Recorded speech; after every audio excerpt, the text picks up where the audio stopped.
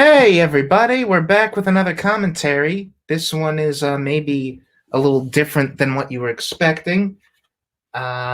If you're keeping up with the channel, we just posted The Force Awakens audio commentary, and we will be getting to The Last Jedi and Rise of Skywalker. We're still definitely doing that, but we decided, just for fun, why not also do a commentary on one of our shared favorite Marvel movies, that being Captain America Civil War. And, I don't think either of us will have any shortage of things to say about this movie. So, for those of you who want to watch along, what you should do is, if you have a hard copy or if you have Disney Plus, get your movie to timestamp 0. And then when I say now, we will collectively begin the film. So, without further ado, let's do just that in 3, 2, 1, now.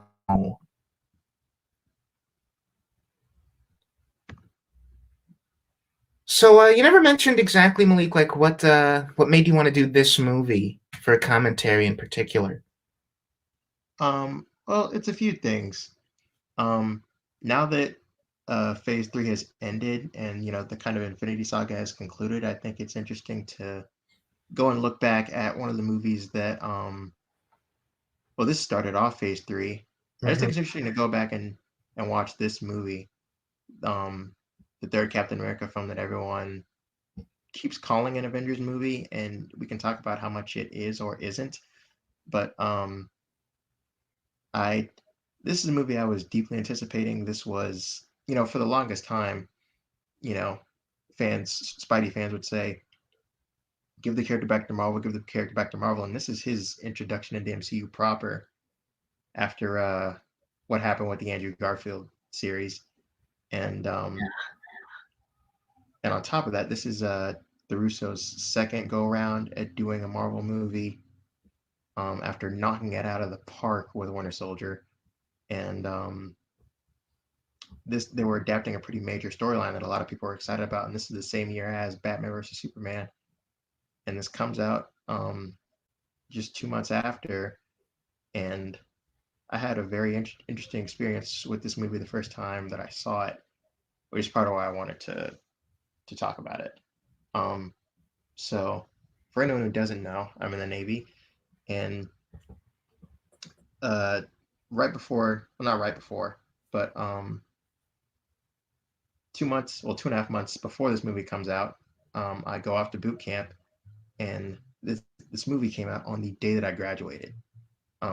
So me and my folks left the graduation ceremony and went to the closest movie theater and saw this movie, and that was pretty special. May 6th, 2016, and then I saw BVS right after, and then all that joy was kind of sucked away. But yeah, that's my first experience with this movie.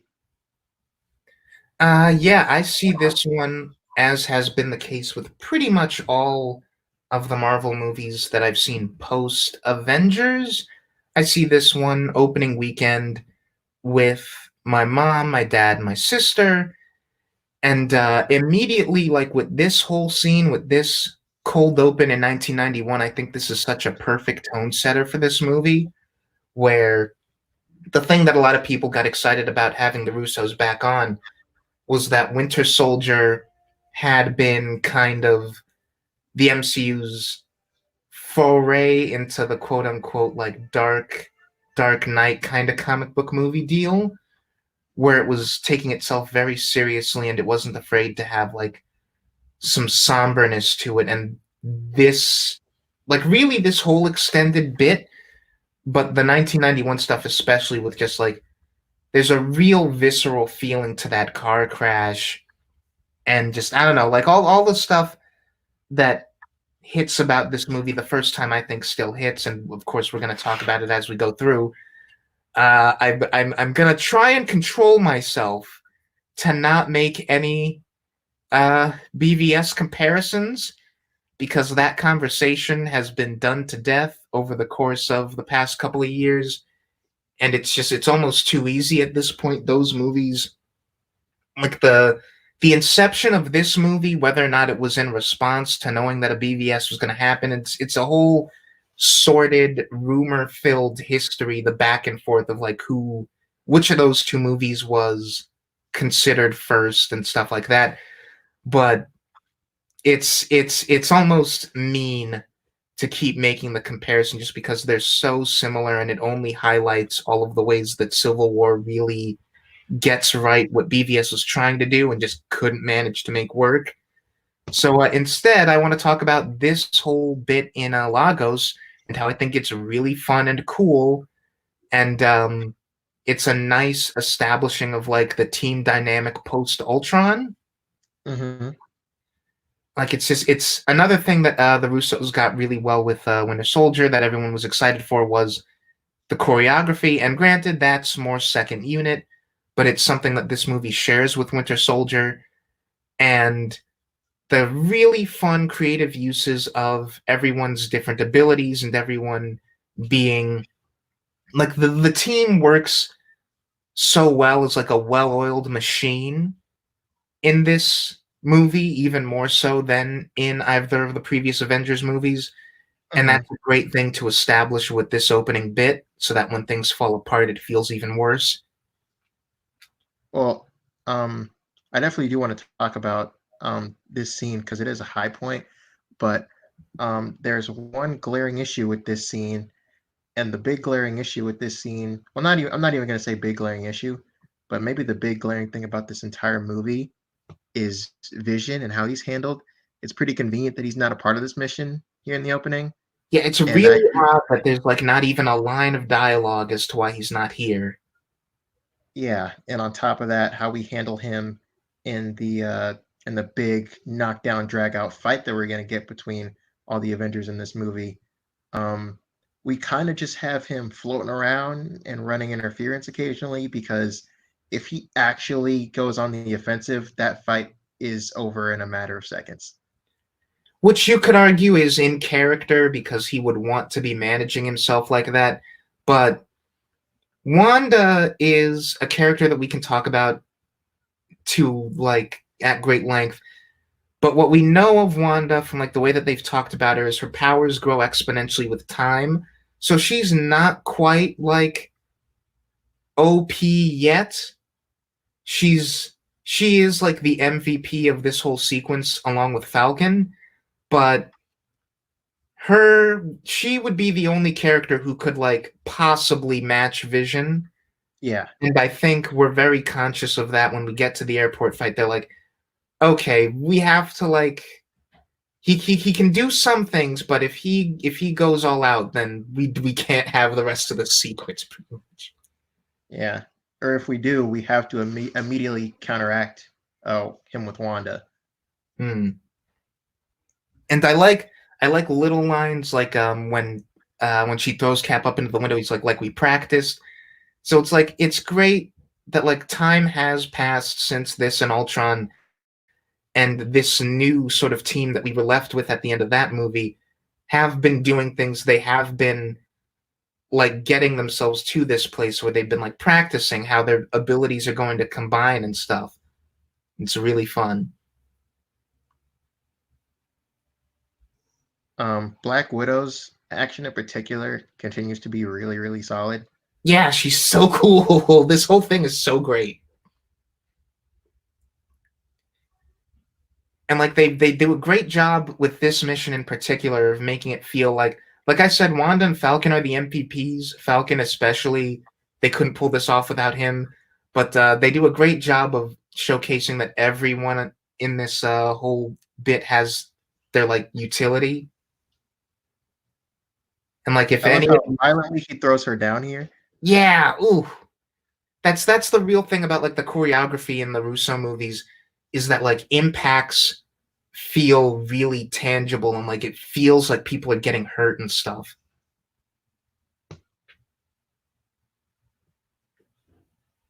Like this not this, but like when he When he falls falls. down, yeah. Yeah. Yeah, this. Oh, that looked nasty. It did definitely did, yeah. Um, so I think I've only read the original Civil War comic book storyline once, I don't know if you've read it more than once, or Not if just you one have. time for me. Oh, so you haven't read it at all? No, no, no, just one time. Oh, just one time as well. Okay.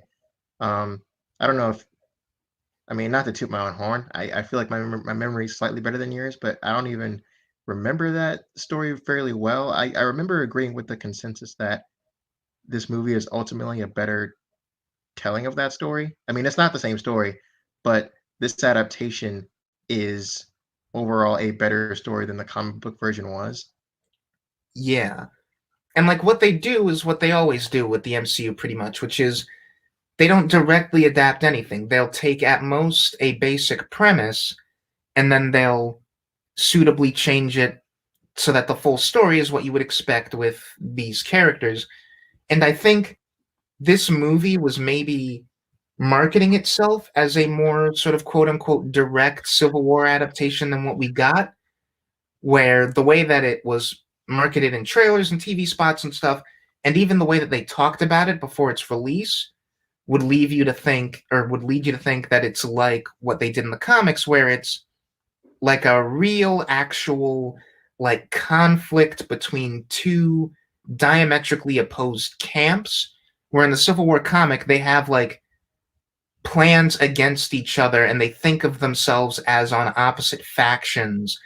And the way that they would talk about this movie is like, oh, one team has a mole on it, or like the two teams are like opposite sides. And the way that the trailers would have it is like, whose side are you on? Pick a side, Team Cap or Team Iron Man. This movie is more nuanced and I'd say better than that. Where part of the problem with the comic is that it feels kind of forced that all these people who have been friends and colleagues for years are like, this one issue, no matter how big the issue is, splits them into being literal, like, opposite factions of a war, pretty much. This is Hey, not what it is. this is the first bit of Marvel humor that people complain about that I actually do agree with. I don't think that gag works at all. Like he's The cute. Go Red ahead. Wing thing? Yeah, I don't like the Red Wing thing at all. I've never heard anyone complain about that, actually.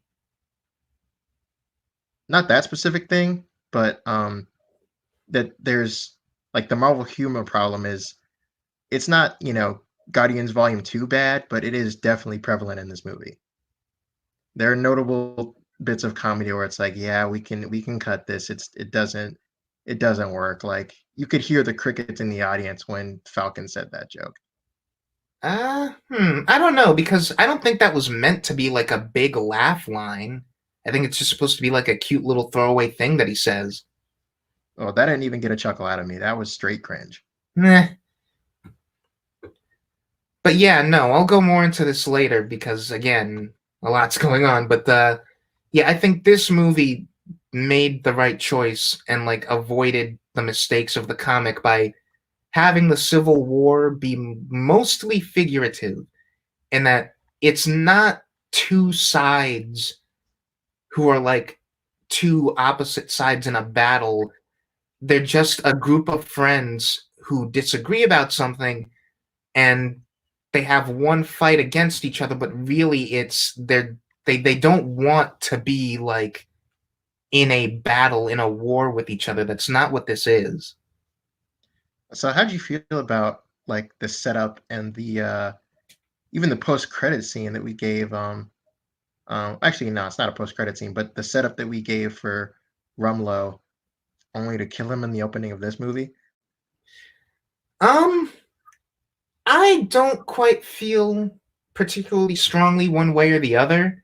I will say before we get too far away from it that the actual impact of that explosion is another really great instance of like you feel that, and when everyone and Cap and Wanda like react to it the way they do, like you're there with them, and you're like, oh no, that's bad, which is a feeling that you would think wouldn't affect you so much coming off of again the other Avengers movies where there is a lot of collateral damage.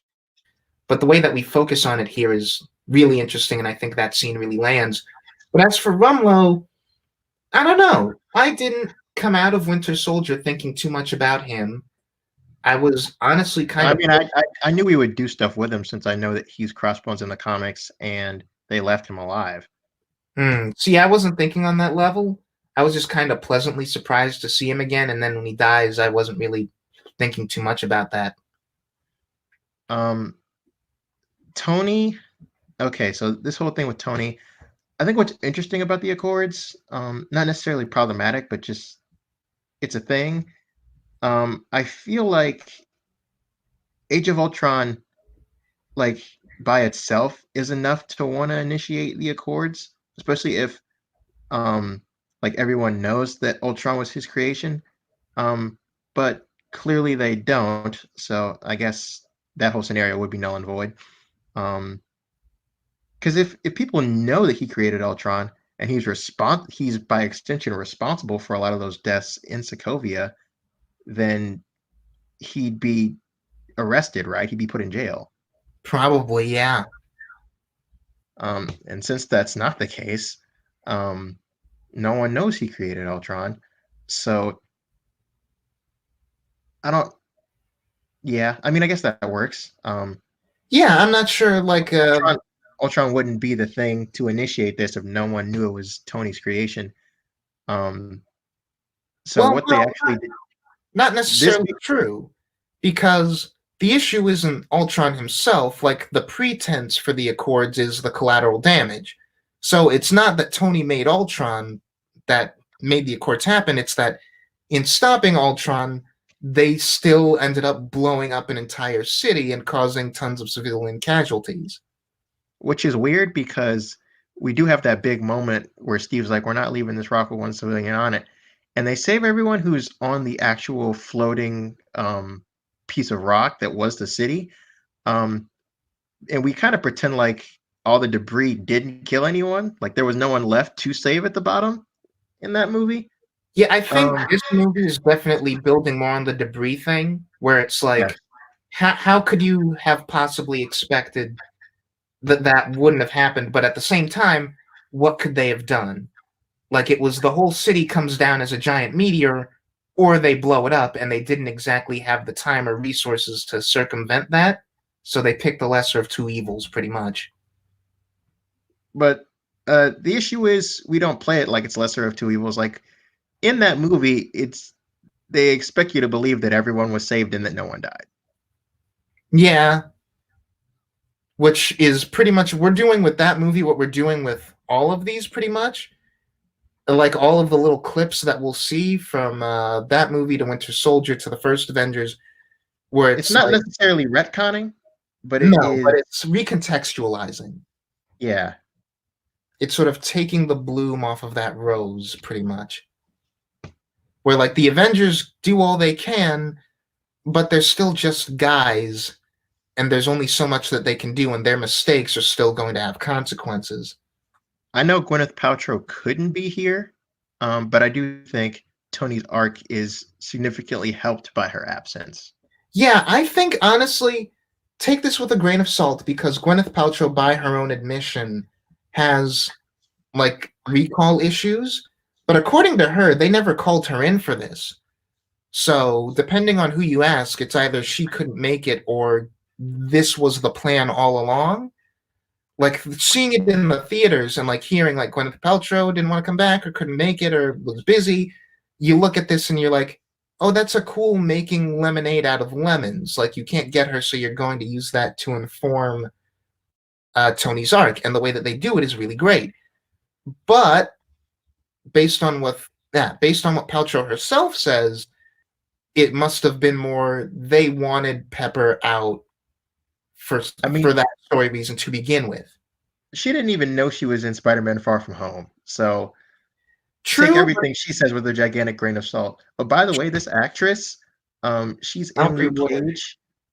Yeah, she's in Luke Cage. Mm, So we, aside from the Hulk, we now have someone who has played two different characters in. Well, no, that's not the same thing. But we've had someone who's played two different characters in MCU now. yeah. Well, we've had a couple. We've recast the Hulk, and and granted, like these movies never acknowledge Agents of Shield or any of the Netflix shows, so it's not like that really means much of anything. Yeah. which ultimately probably worked out for them in the long run. Let's be real. Yeah, especially because Disney, being the parent company of Marvel, was never going to let a rated R Daredevil and Punisher like stand shoulder to shoulder with these family friendly characters. They were never going to do that.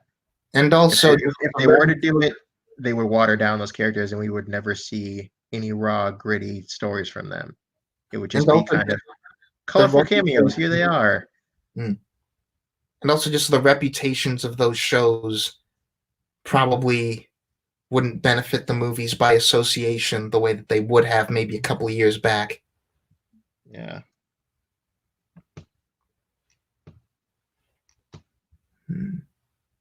Hmm.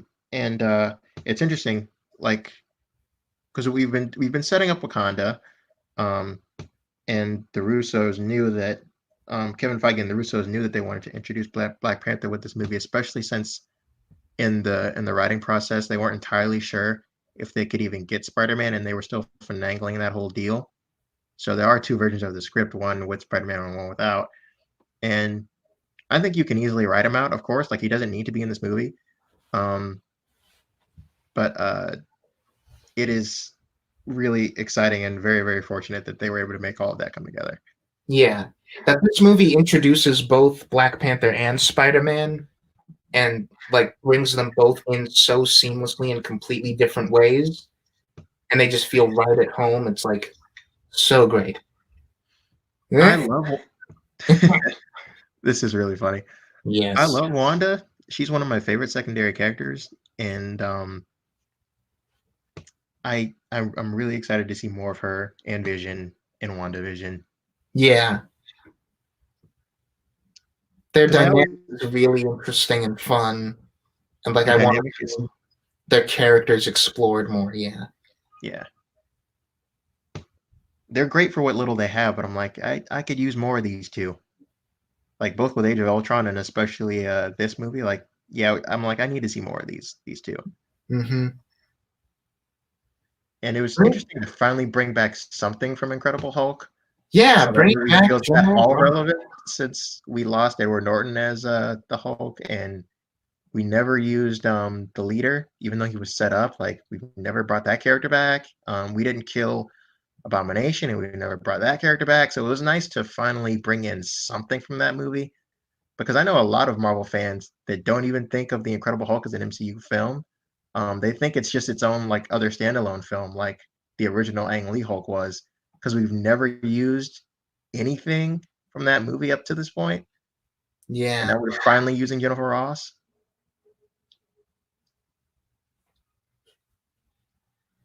And it's interesting that he's less overtly antagonistic here than he is in that movie, where he's like he's moved up in the ranks. He knows he's got to kind of play the diplomacy game, and he is definitely representative of the problem with the Accords and like trying to give the Avengers to government control. But before that becomes totally clear, he's sort of like putting on a nice face and being like, I appreciate you guys, but this is what needs to be done. And I like that whenever we see or when he mentions like where are Thor and Banner, like we specifically get reaction shots from Nat where it's like she gets kind of touchy about that, carrying that Mm-hmm. on from Age of Ultron, and that'll come in a little bit again in a conversation between her and Tony, which is just it's unfortunate that that relationship never got any closure, even though it kind of makes sense given what we're at, where we ultimately go with Endgame, that like that wouldn't happen. But I like that in this movie there are little bits and pieces here of like they're still thinking about that. Yeah, we're not pretending like that didn't happen just because we're different directors. Yeah. And like actually that's the first sort of bit that like clues us in, especially if you haven't seen Incredible Hulk, to like how Ross is kind of shady, where the thing that he's like, where are Thor and Banner right now? And Nat kind of like rolls her eyes, like, oh my god, shut up. And he's like, if I misplaced a couple megaton nukes, then you know there would be consequences. That's not a unfounded comparison, but he's doing that thing that he always does where he dehumanizes the Hulk. and Bruce, where he's treating them more like weapons than they are people. And it's Yeah, like, you don't misplace them. Thor and Bruce chose to go separate ways because they're people who have control over their own actions, and he doesn't see it that way, and that's a problem. that is a problem. And like the fact that Tony has been silent throughout this whole scene, like Natasha's going to point it out, like you're being uncharacteristically non-hyper verbal. It's like it's that and like the Pepper thing that we'll reincorporate later. We're really like establishing him as a different guy coming off of Ultron as he has been for so long. Where Ultron, whether anyone else knows it, he knows that that was like his big screw up, and he's like, I need these Sokovia Accords so that someone can keep an eye on me and like stop me from doing something too stupid again. And all that guilt is like stopping him from being his usual kind of showboaty self, where he just wants to get this over, like get on with it and get this over with. Yeah, I like that we've organically gotten Tony to this place. That's what's so interesting is we've handed off the baton occasionally, from Jon Favreau to Joss Whedon to Shane Black, to Joss Whedon again, and now the Russos. And it's interesting, like that they've had this steady arc, and now it makes sense, that we've gotten them to this place. And there are scenes later, once Tony has signed the Accords, every scene he's in with Ross after that, he's shot from above, while Ross is shot from below, making him look taller and more like he's lording over Tony now. And Tony Yeah, has let himself be subservient to this guy, and it's kind of the first time we've ever seen that. yeah. Tony's really like not himself through much of this movie, in that he's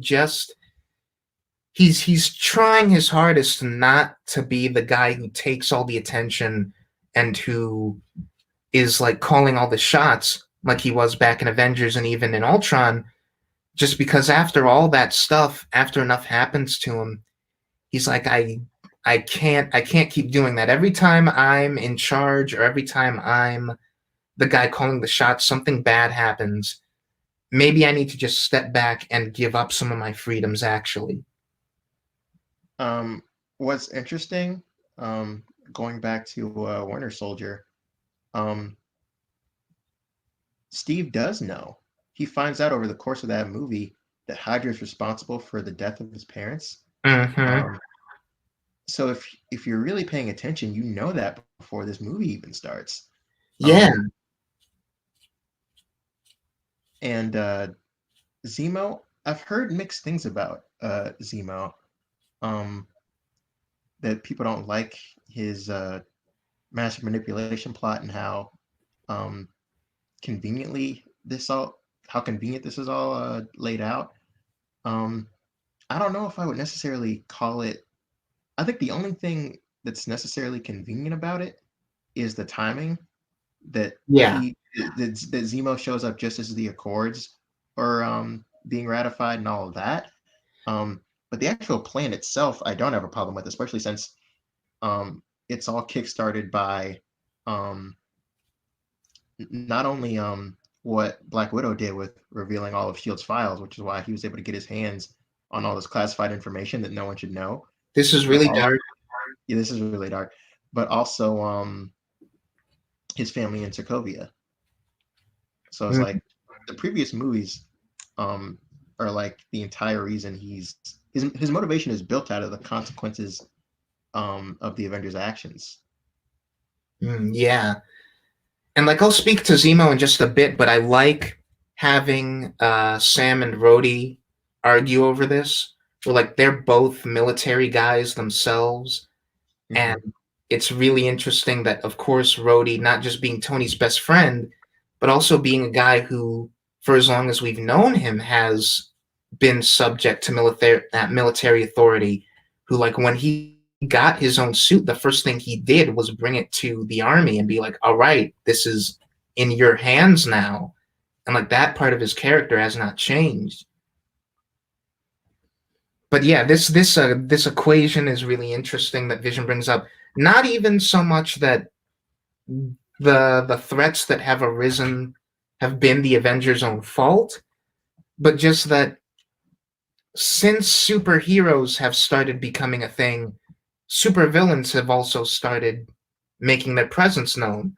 And it just makes sense that we should maybe like submit ourselves to a higher authority if this is going to keep happening. Whether it's Tony's fault or anyone else's, if Ultron's and like Alexander Pierce's and Loki's are just going to keep showing up, then maybe we have to change our strategy or else people are just going to keep dying. But from Steve's point of view, I don't know why we should put our hands in. I don't know why we should leave that up to the government, the government of the United Nations to decide, because they're people and they're just as flawed as us and a lot more agenda driven than we are.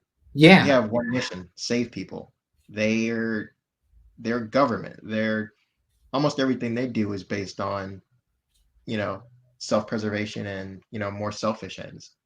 Yeah, and like that's another thing that Rhodey brings up, where Steve is like, he's thinking in terms of like what happened with Hydra, and Rhodey's like, yeah, but this isn't Hydra; it's the United Nations. It's like this is like a more valid institution, but Steve's got a point where it's still an institution.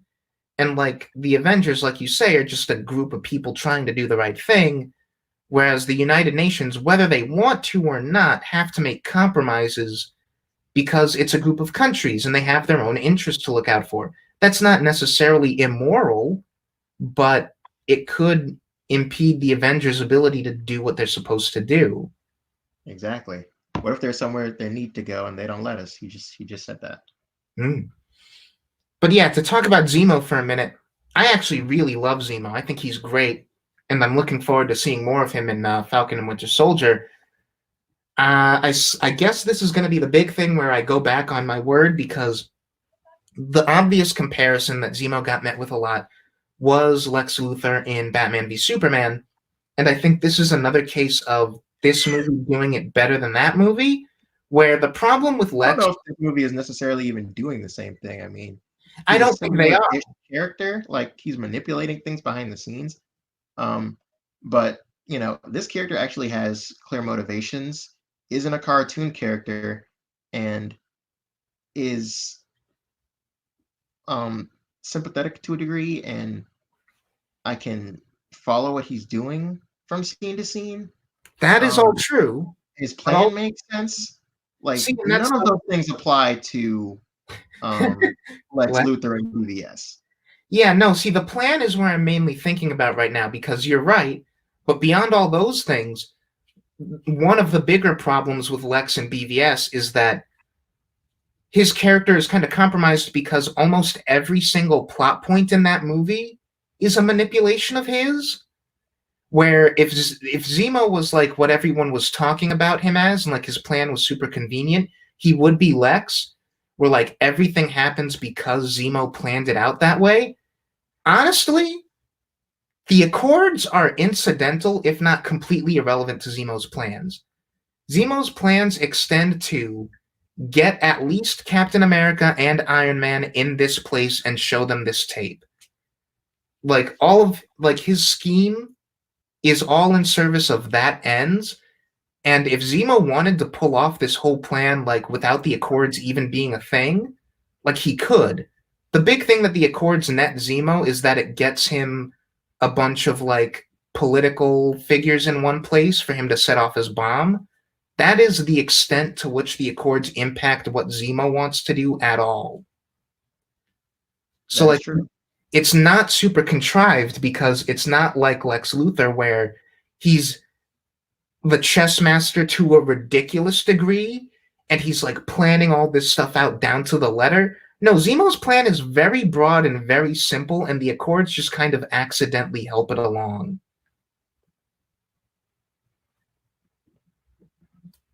And we just talked over Agent 13 or Sharon Carter coming back in from Winter Soldier and delivering the Captain America line from that from the Civil War comic, which we decided to give to Peggy Carter here, which I think was a good choice.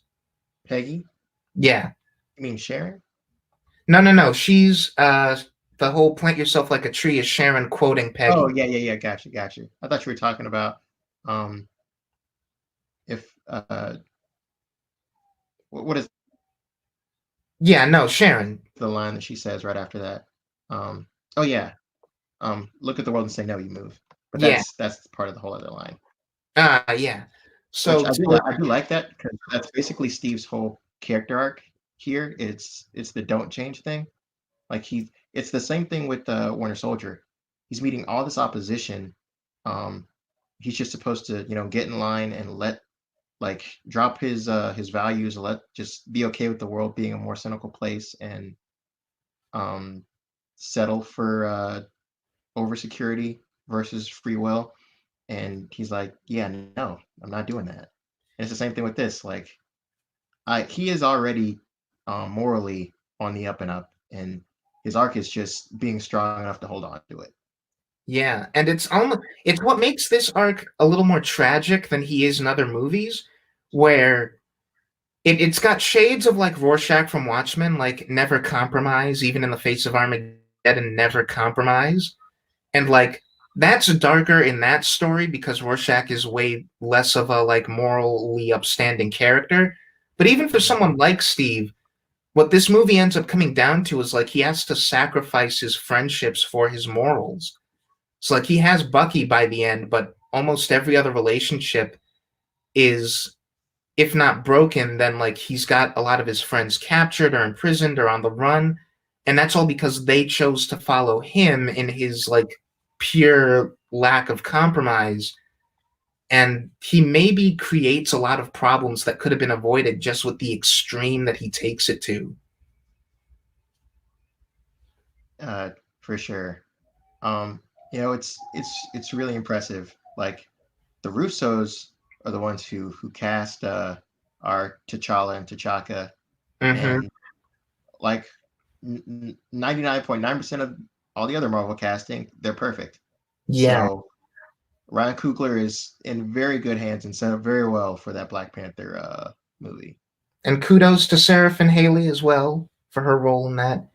Because like the MCU has had a lot of consistent things that have made it strong over the years and long lasting as it was. But one of the things that it has always gotten down pat from the word go has been casting, and particularly casting its costumed heroes, where they seem to always pick exactly the right choice to like endear you instantly to these guys. And Again, before we get too far away from it, I like that we're paralleling Steve with Tony in that like their love interests have both been kind of their north stars. And while Steve and Peggy haven't been in a relationship, like in Winter Soldier, she's around and like she is a bit of solace for Steve. Her being gone has the same effect on him that Pepper being gone has for Tony, where it's like Pepper was Tony's compass and like the one who kept him straight. And without those women in their lives, both of them start to unravel pretty quick. now see that I don't agree with that read. Um, it's shocking how I mean it's impressive how emotionally invested you are in this after just meeting both of these two characters. Um, but yeah, I don't really agree with that read. I don't think Steve is a character that necessarily needs a North Star. I think he has his head pretty screwed on straight. Tony needs that. I think Tony is a vastly different character through Pepper's influence, by like especially by the time we get to Endgame and seeing where he is by the end of that film. Like we definitely see that Pepper's influence is a big part of making him who he ends up being by the end of this franchise. Um, Steve, on the other hand, he's she represents Peggy Carter represents that life that he did not get to have. But it's not his the way he is morally. comes before he even um, joins the army and becomes a super soldier, much less meets Peggy. Um, like this, Captain America just is who he is. Um, That much but that is true. Like his morals are definitely not in question, but I think there is a degree of separation between that and just sort of, I'm trying to find the right word, but like the sort of desperation that he has. Because obviously he was going to protect Bucky no matter what, but I think as a story choice, killing off Peggy was very intentional in terms of now she's all we she's the have. last thing. Yeah, I was just gonna say he's the last thing that Peter has. Not Peter. Yeah, um, Steve has of his old life. yeah, and now he's like 11 out of 10 levels of desperate to keep that. And so Bucky is going to take priority for Steve over everything else for the rest of this movie. And that's when it kind of even stops being about the Accords argument. Yeah, definitely. The Accords, what I think, and another thing that this movie does smartly that the comic kind of, I think, wavered in was the actual, like, the law, the registration, the political side of it for this movie is really just a backdrop where the Accords exist to sort of put the characters in situations where there's a lot of pressure on them, and it exists to highlight what was already there for most of them. Where we haven't talked about Natasha's angle on it, where she is like the mediator for Tony and Steve, where she's like, if we have one hand on the wheel, we can still steer. I agree, Steve, that we need to have a level of control over ourselves, but they're going to like arrest us or make us retire or split us up if we don't play ball, and I can't deal with that. And like Natasha's big stake in this argument is she just wants them to stay together, and that is all that she cares about, and she's trying to play both sides because she just doesn't want it to escalate into a conflict. And so what the Accords serve as like a story tool is really just taking where all of the characters are at psychologically and forcing them to make really hard choices based on that psychology. In the comics, it's way more of an explicitly political thing where what is being argued is at all times the actual morality of the Registration Act. And that's not what this movie's doing. We get some lip service to it in the previous scene, Mm-hmm. but even more than what's right, what's wrong for the Avengers to do in this situation, what this movie is really about is, okay, these guys have their stances. How is it going to impact their relationships and impact them as people to keep making choices based on that? Kind of ironic that one of the words that activates Winter Soldier is homecoming. Yeah, do you think they did that before or after they knew that that was going to be the title for Spider-Man's movie? No, I mean I've seen the behind the scenes and I've listened to the commentaries. They say that's just a happy accident thing. Ah, And they laugh about it. Yeah. and I like this. I like this little stuff like this where it's like even before we know any clue as to what Zemo's deal is, I like that we see him practicing. And that's another thing that we don't get with someone like a Lex Luthor, where it's like we're supposed to be impressed with how smart they are and how much they know everything and how well they put this together. Here we have to take some time out to show like Zemo's good already, but he doesn't know everything. He has to practice this unfamiliar language with these code words and stuff. Mm-hmm. And that's how we open the movie. So again, rewarding if you're paying attention, you can start to piece together what he's up to, and that whatever he's doing involves Bucky. Yeah. And we're like over a third into the movie, and this is our first time really seeing Bucky since the prologue, and it's interesting that choice where again, and you can argue this is sort of Bucky being one of the less compelling characters in the MCU is Well, that see, that's the thing. He's um, as interesting as he is barely a character. Like there are a lot, like a insane amount of Bucky fans. And I'll talk to some of my female friends who love Bucky so much, and it's interesting because like if you really think about it, even by this point, uh, I mean he's more of a character in First Avenger than he is in Winter Soldier, or even necessarily this movie.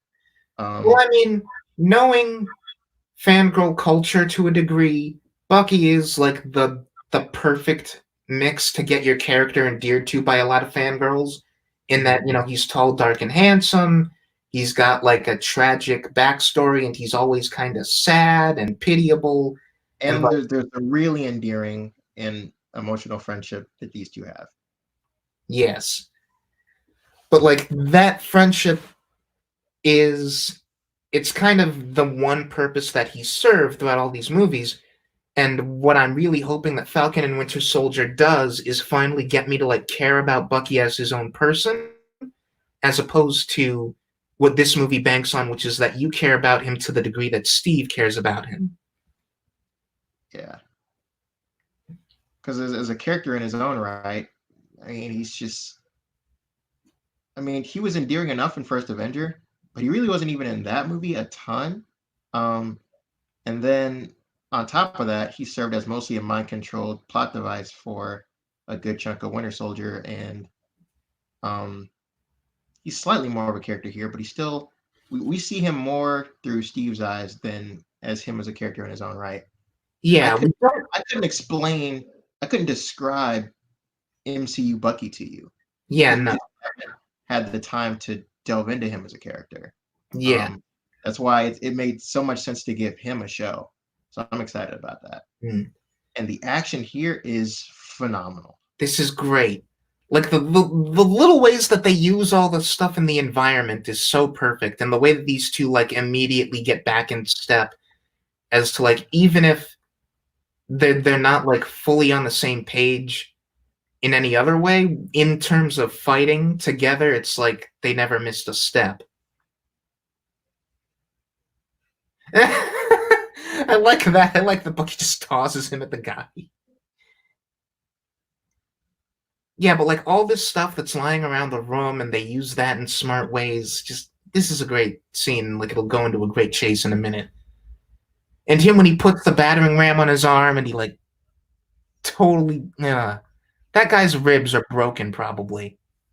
Yeah, and the Russos are so good at like this feels like superhero James Bond. Yeah. And a lot of Winter Soldier did as well.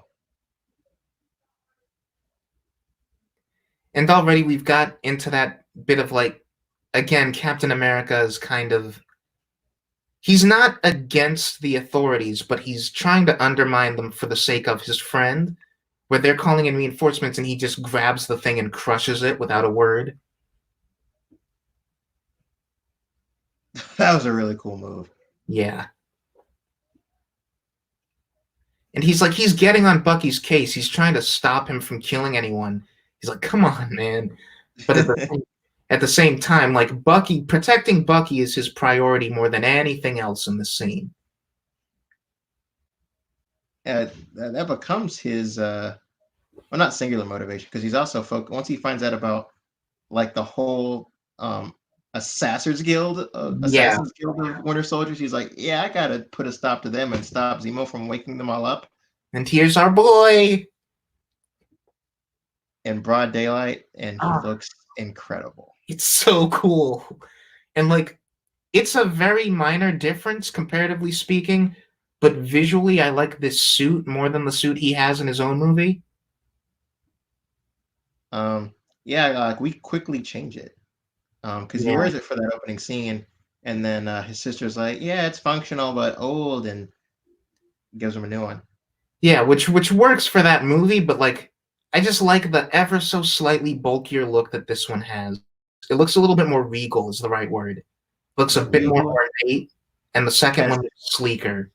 It's got some weight to it. And that bit where a Falcon kicked the helicopter is really neat. Just I can never get over like how well the Russos do in terms of the action of like making sure that everyone Like everyone feels like they're contributing something unique and useful in a scene where they pop up.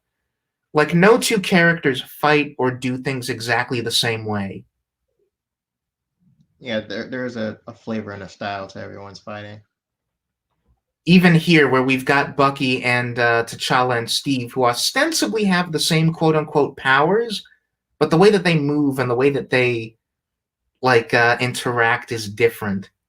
Them like that was one of my favorite moments in the theater, just seeing them all sprint past cars. Yeah, and I like to think that Cap stealing a car is a reference to the 90s Captain America movie where he did that twice. It probably isn't, but I like to think it is. Yeah, it's just a work smarter, not harder moment. I like that there was a cute little commercial uh, tied to this movie that was like this scene, and it was like a family on the road next to them, and they just see Captain America driving past with Black Panther holding onto the car, and they're like, "What is going on?" I actually wouldn't have minded if that was in the movie, just like a brief moment of like, what does this nonsense look like to civilians who are just like on the side? Oh, that's so cool. That bit with the bike is so cool. Yes, it is.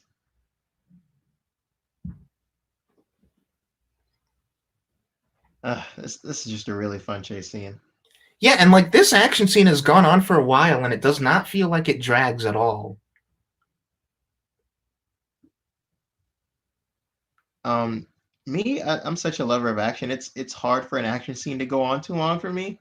Um, Especially if the story's overall good. Yeah.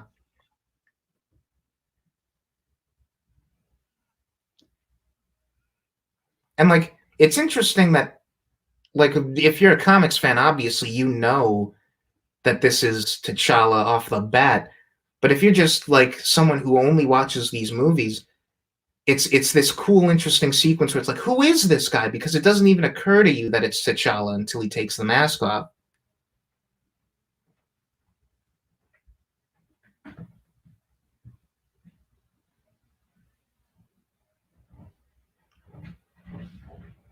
And like I'm sure we'll talk more about it later, but he has a fully formed arc across this movie where when he was talking to Natasha, he goes from just filled with rage and he's like, my father believed that the afterlife was more of like death was a stepping off point. I'm not my father. Don't worry, I'll kill him myself. And like to the person that he becomes in his own movie, where he's way more conscious of trying to be his dad and trying to have that kind of more measured, respectful approach to things. And that's because we got him to that place at the end of this film. Which is really interesting. Um, and I do like that. He not only spends a good portion of this movie trying to kill the man that took his father from him, is able to will self control enough to spare the man who actually killed his father. Yeah. And like having him be like almost kind of a third protagonist behind Tony and Steve, and like of the three, he's the one who actually comes out of the movie a better person with a sense of victory.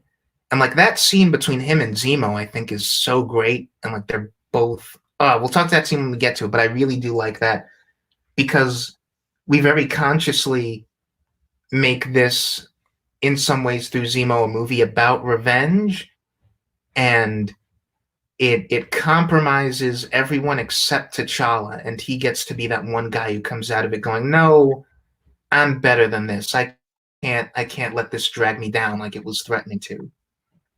There's a fairly significant time gap between this and Infinity War, and I did like I do often say like if there's like one big thing that you take issue with, which is a big of a deal we make out of this relationship, and like I do understand it if you're not emotionally invested in those scenes when she has to kill Vision and Thanos is coming for both of them, Mm-hmm. because we really did not see a lot of them, But what little did we did get, like the bit that's here, they're not even they're just, they have a rapport and a friendship. They're not even together yet, but we are investing the audience in these two already. Yeah, and part of that is what these movies are usually really smart with is that they build relationships by having characters, even if just in small scenes, like they really take advantage of their chemistry. So it doesn't take too much screen time of just two people in a room together before you're like, I have a sense of what these two people like mean to each other, what their rapport is, and that's like across all of these movies. You can put any two characters just in a room together and have them talk throughout most MCU movies, and you get a sense of like, yeah, I know what the deal is with these two. I can get into this, and like these two are no exception.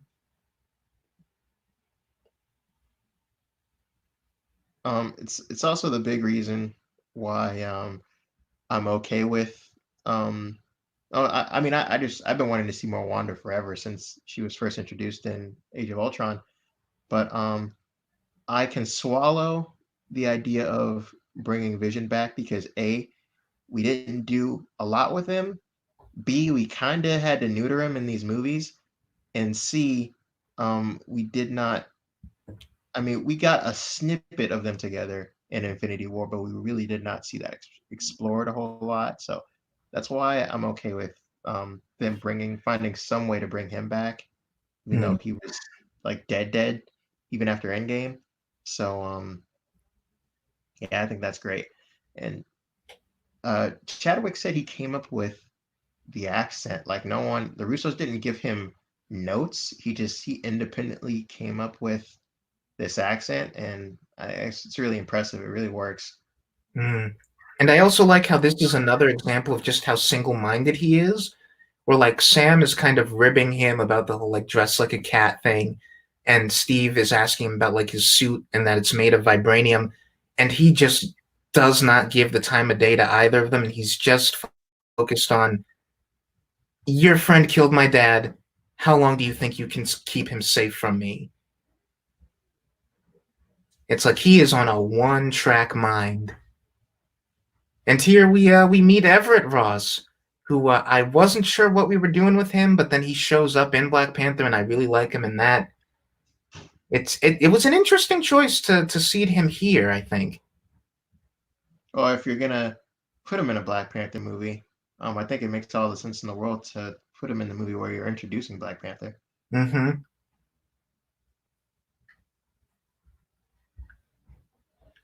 And like already we're establishing this thing of like again part of the reason that Tony and Natasha and all of them feel compelled to like play ball with these guys is that just based on the previous action scene alone, that legally would be cause enough to lock up Steve and Sam.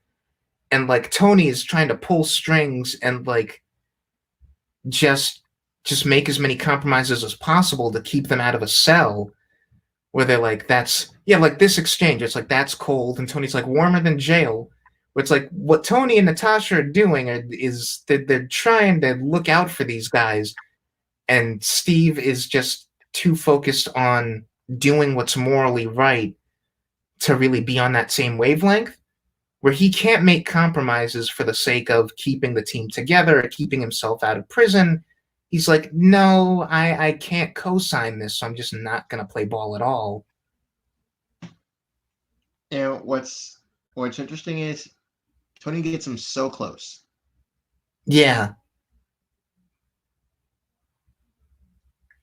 He is close to saying, you know what? All right, maybe I can. And then Tony just And played him out. it's interesting because this movie, I think, does the smart thing, and again, unlike the comic, of not really ever coming down on one side or the other in terms of the actual accords and the morality of them. And that extends to was it right? Was it within Tony's rights to ostensibly put Wanda under house arrest? Where it's like, on the one hand, you could take it the way Steve's taking it, where it's like, you imprisoned her basically because of a mistake she made. It's like, No, or you could take the side that I take, and that I think a lot of people take. I know my mom takes this side where it's like, no, this is really the least that Tony could have done.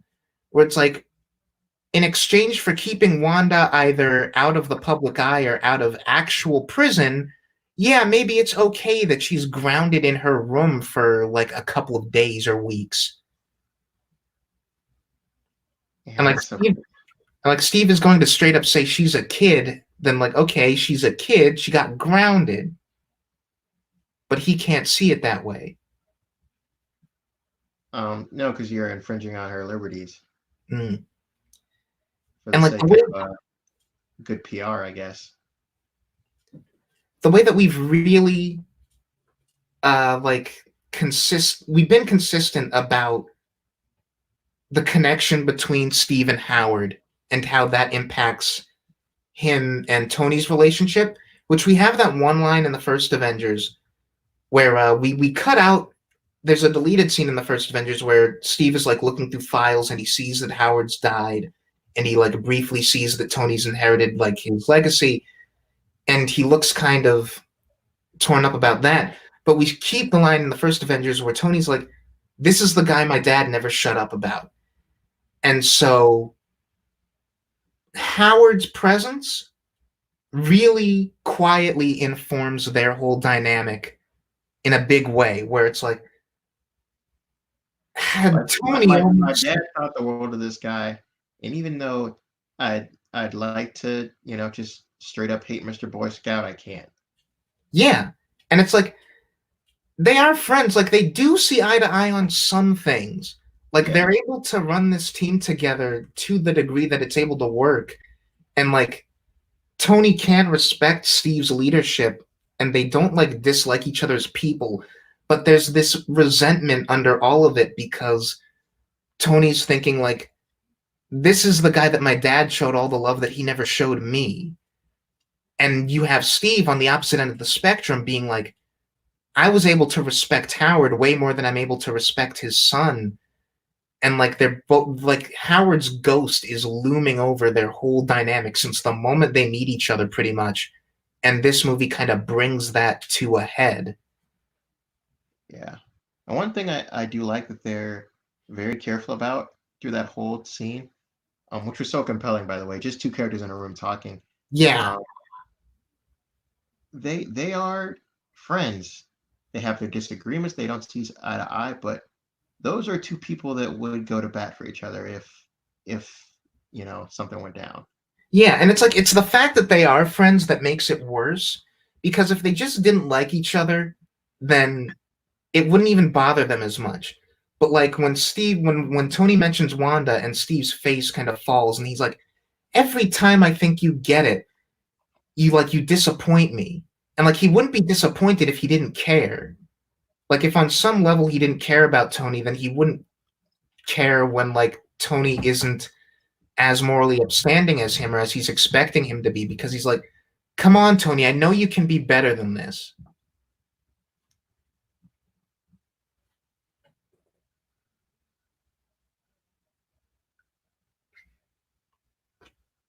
And so this is like one of the other few things that like Zemo like actually plans out, where like he delivers this thing and it blows out the electronics.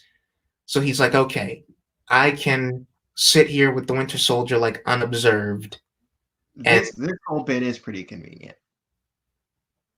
yeah, this them piecing it together is really convenient. Yeah. Yeah, as quickly as they do, like, so it's gotta be this guy that's interviewing him right now. Yeah, that's a bridge too far. Where it's like it makes sense for Steve to be like, I know Bucky didn't set off that bomb, but then who did set it off? And why would they frame Bucky for it? Okay, clearly they wanted him to be captured so that they could get him here. That much I'm fine with. But taking it as far as he looks at the screen and he's like, it must be the therapist. Yeah, that's too much. It was like Sherlock Holmes on steroids. Like I got it all figured out. Zemo's like, I would have got away with it if it wasn't for those meddling Avengers. Yeah, and their dumb bird costume. Come on, I didn't write it.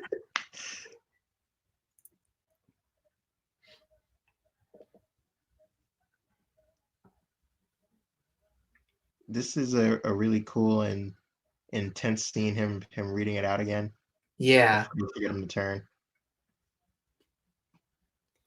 And like again, the thing that all of the like action sequences in this movie do really well that in retrospect really did make the Russos the perfect guys for Infinity War and Endgame Mm-hmm. is that there's not necessarily multiple planes of action, but there's a bunch of different characters who all have their own agendas, and that comes through in pretty much every action scene involving them, where the big thing here is everyone's trying to stop Bucky before he gets out and causes too much damage. And Steve and Sam, to varying degrees, are trying to catch Zemo in the midst of all that. And it's the term I'm thinking of is like it's sort of a controlled chaos where there's so much going on and everyone is approaching at a different angle, but you can keep track of everyone, what everyone wants, and what everyone's doing, even in the midst of all this action. Yeah, telling story through action is their big mantra. Mm. Um, we talked over it, but that bit of score, like Winter Soldier score that plays when the camera pans down from Zemo to the Red Book, Yeah. I really dig that. It reminds me of Heath Ledger's Joker score for The Mm-hmm. Dark Knight. That the Winter Soldier has this eerie like noise that isn't super listenable outside of the film, but it's so effective. I think that also applies to Zemo's own theme, where he has his leitmotif that follows him through the movie, and it's this very simple but kind of it really encapsulates his character, where it's very low key, but there's something a little off about it, and it Yeah, really it's adds kind to of the understated atmosphere. and devious. Yeah, it adds to the atmosphere of his scenes a lot. And again, like how Cap can just walk into the room and instantly know that like Zemo. Well, I mean, at that point, he's probably right because like Yeah, Zemo because is alone Bucky in is now out. yeah, Zemo's alone in the room with Bucky, and he's just conveniently like getting up and stuff. Like next time, Sam, don't announce that you're going to follow the guy, but going like, hey, just get up and follow him. Yeah, probably could have caught Zemo if he didn't say anything and just rushed him. Yeah, he was probably delirious from being slammed into a metal like structure. Steve, like Steve, um, freaking Bucky picked him up by the jaw and flung him. And like we've got our little exchange there between Tony and Natasha. I hope you brought a suit. Yes, it's a wonderful three-piece. I'm an active duty non-combatant. And like he's being true because we also talked over with the discussion between him and Steve. Part of why Pepper not being present is so effective is that adds layers to his motivation for the Accords, where it's not just I made a mistake with Ultron and like I keep messing things up and I need people to keep track of me. It's also just maybe if I sign the Accords and they take like things out of my hands, I won't feel so compelled to be Iron Man all the time and I can like reach a middle ground with Pepper. Black Widow with her legs wrapped around Bucky and Bucky choking her out. It was a very memeable moment that everyone definitely took advantage of after this movie came Yep. out. A lot of memes around that one. But yeah, no, and I like how effective T'Challa is as a fighter, even outside of his suit. He's not even wearing his suit, and he's going toe to toe with Bucky. that weird thing that just happened with like the weird magnetism of his ring and Bucky's arm. I still don't get what that's about. I Like they're don't both either. made of Despite vibranium. well, we don't even know for sure if that original arm that he got from Hydra's vibranium or Oh not. yeah, you're right. So that's weird. Yeah, that we never confirm if that's vibranium or not. Hmm. Um, so that's a bit odd. I like that for as much as we're inferring about like Pepper being gone, they keep the language pretty vague, where Tony says they're on a break. We assume that that means like she left him, but we don't actually know that to be the case. Like maybe Tony decided that a break would be better for Pepper's safety or something. And it's like I actually like that degree of ambiguity because I based like on I like the ambiguity, but I definitely don't have that read that he's the one that broke it off with her. yeah, no, I don't have that, but I think it's something you could read into it if you wanted to. And I think depending on how you look at their relationship, I like that the movie doesn't just tell you what happened. So that way, when she shows up again in Homecoming and it's like they're back together, it's like that doesn't really contradict anything because we're mainly left to assume what actually went on. Ooh, ooh boy. And we talked over the money shot of Chris Evans' biceps. Got all the ladies in the theater swooning.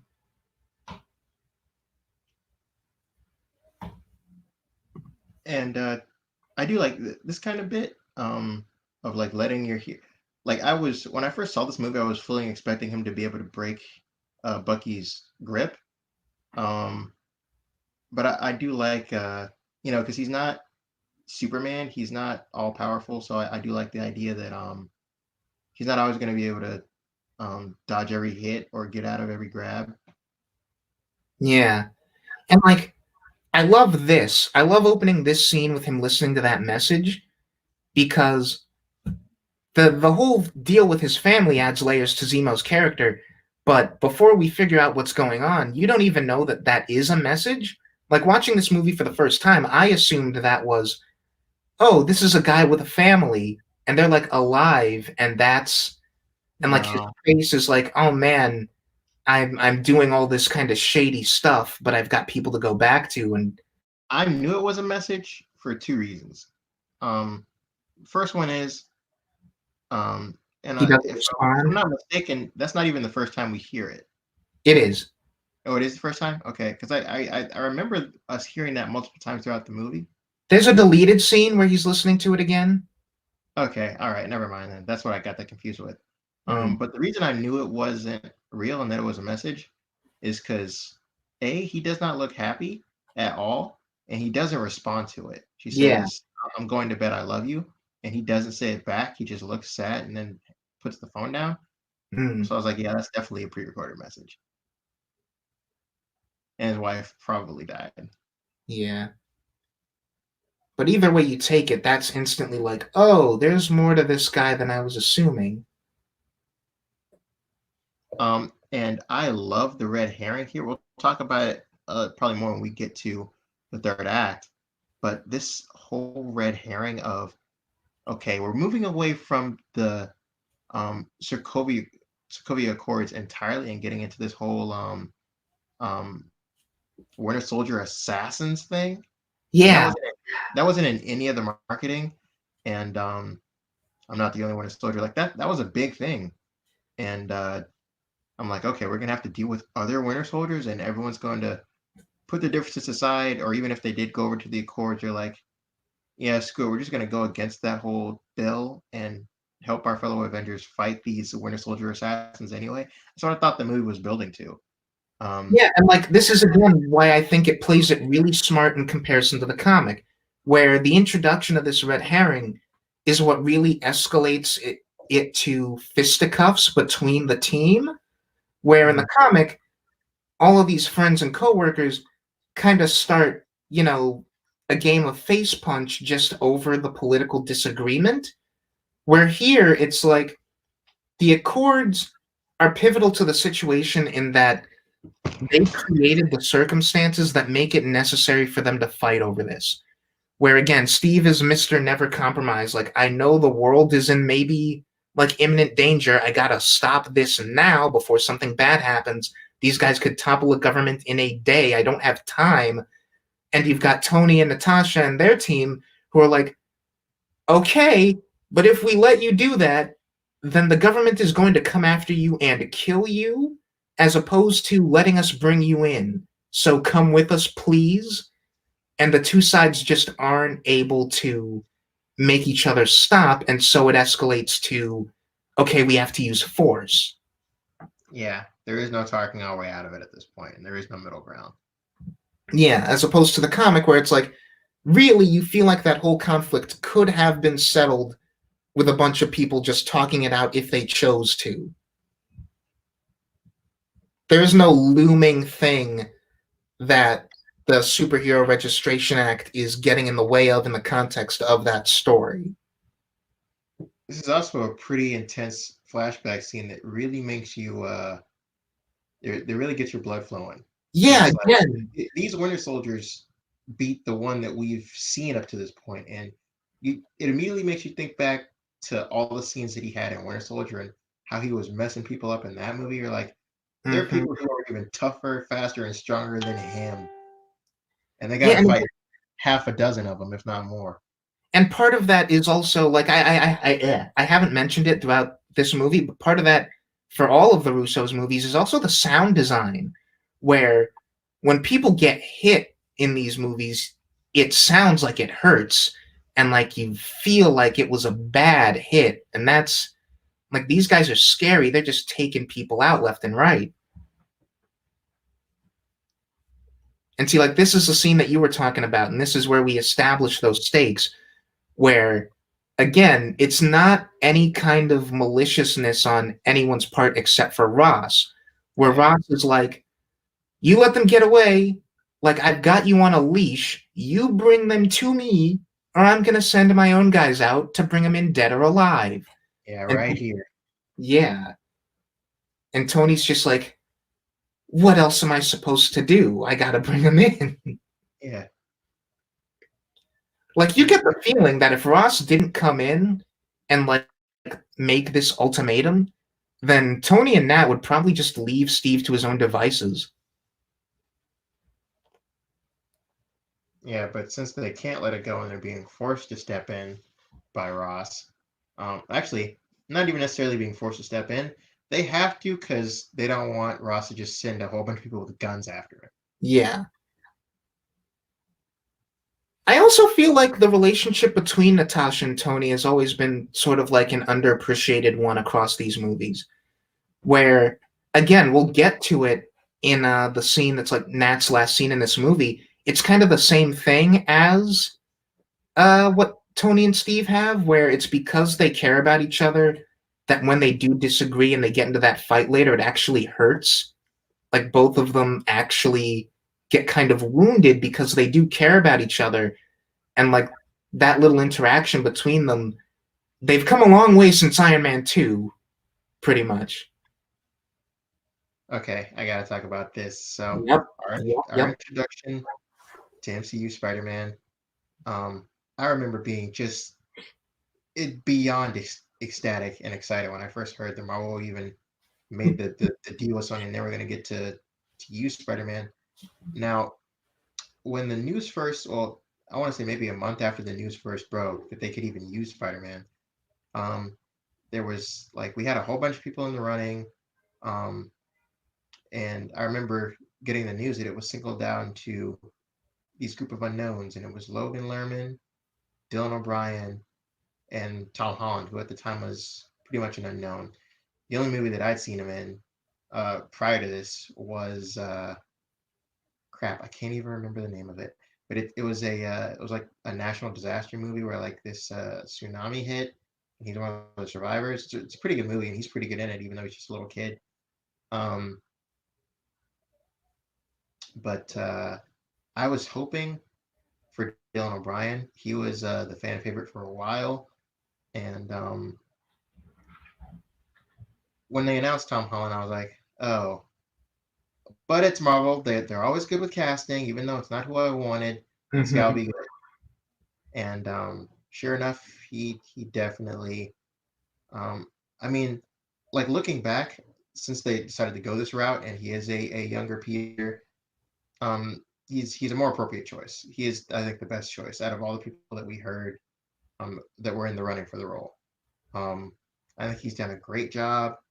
Um, we have our issues with Aunt May and some other minor things in regards to, or at least I do, in regards to his origin, which is hinted at here, more so here than in any of his standalone films. But I really like Tom Holland in this role. I like the dynamic he has with Iron Man. I do understand why people are frustrated. That our Spider-Man friends are frustrated with him being Iron Man Jr. That complaint, we've talked about that complaint. It's understandable. For this film in particular, though, I don't have any issues with how he's presented or his relationship in regards to any of their characters. I think this is. I mean, we're going out of our way to shoehorn him into this film because he's Spider-Man and Marvel, and everyone loves Spider-Man. Um, and who knows what this universe might have looked like if Marvel had the access, if they had the rights to him back when they started. He probably would have been what he started with. Um, but him being informed by the universe they had prior is pretty interesting. And like my only big glaring issue is because he was added so late. Pretty much every scene he's in costume, even though he's Tom Holland's wearing a real suit, they don't use that suit. They paint over it with CGI, and it does not. He doesn't look real at all when he's in costume for the entirety of this movie, and it's understandable because Spider-Man was very much a last-minute addition, I should say. Um, but yeah, so how do you feel about? I think. Well, first of all, I want to say that the transition to this scene, where Tony's like, we need some more staff. Like, I've got a secret weapon. Where's yours? And that's like downstairs. Where's yours? Tony just smiles. Boom, Queens. That never gets old. That's perfect. Like, instantly what that means. And I think this scene does a perfect job of, like, in not too much time, establishing sort of like a perfect version of Peter Parker for these movies, where he is that kid who's been informed by having lived in this universe already, but he's also, like he's talking about now, he's basically putting with great power comes great responsibility in different words. And if you were going to put that in different words, I think that was a very good way to put it, like getting to the heart of that philosophy. It's like, if you have the power to do something and then you don't do it, you kind of have to take responsibility for the bad things that happen as a result. And Steve Baxi had an interesting take on this whole thing on Twitter, which I sort of talk about to varying degrees in the two Spider-Man-a-thons that are coming up, where Peter Parker in the comics for a long time has defined himself by that philosophy, and you can argue it's kind of a problematic way to think about things. And it was probably a better idea to start him younger like they do here, so that he can have that philosophy, but as time goes on and he experiences more and we tell more stories with him, we can take the opportunity to make him grow into maybe a more nuanced and mature view of what responsibility is. So he starts out with a very prototypical Spider-Man philosophy here, but if we want to have him expand that a little, then it's a perfect opportunity to do so. And just, I don't know, everything about that scene, from establishing that, like, he's used to not having a lot of money. We very briefly see the spider sense as he just, like, doesn't even have to look to see that thing Tony grabs at him or throws at him. And, like, I don't know, just, it's perfect. And you can argue all you want, like what we do with him later. I think his presence in this universe has been really strong, but I think even people who don't like his standalone movies have to admit that in a vacuum, his presence in this film is pitch perfect.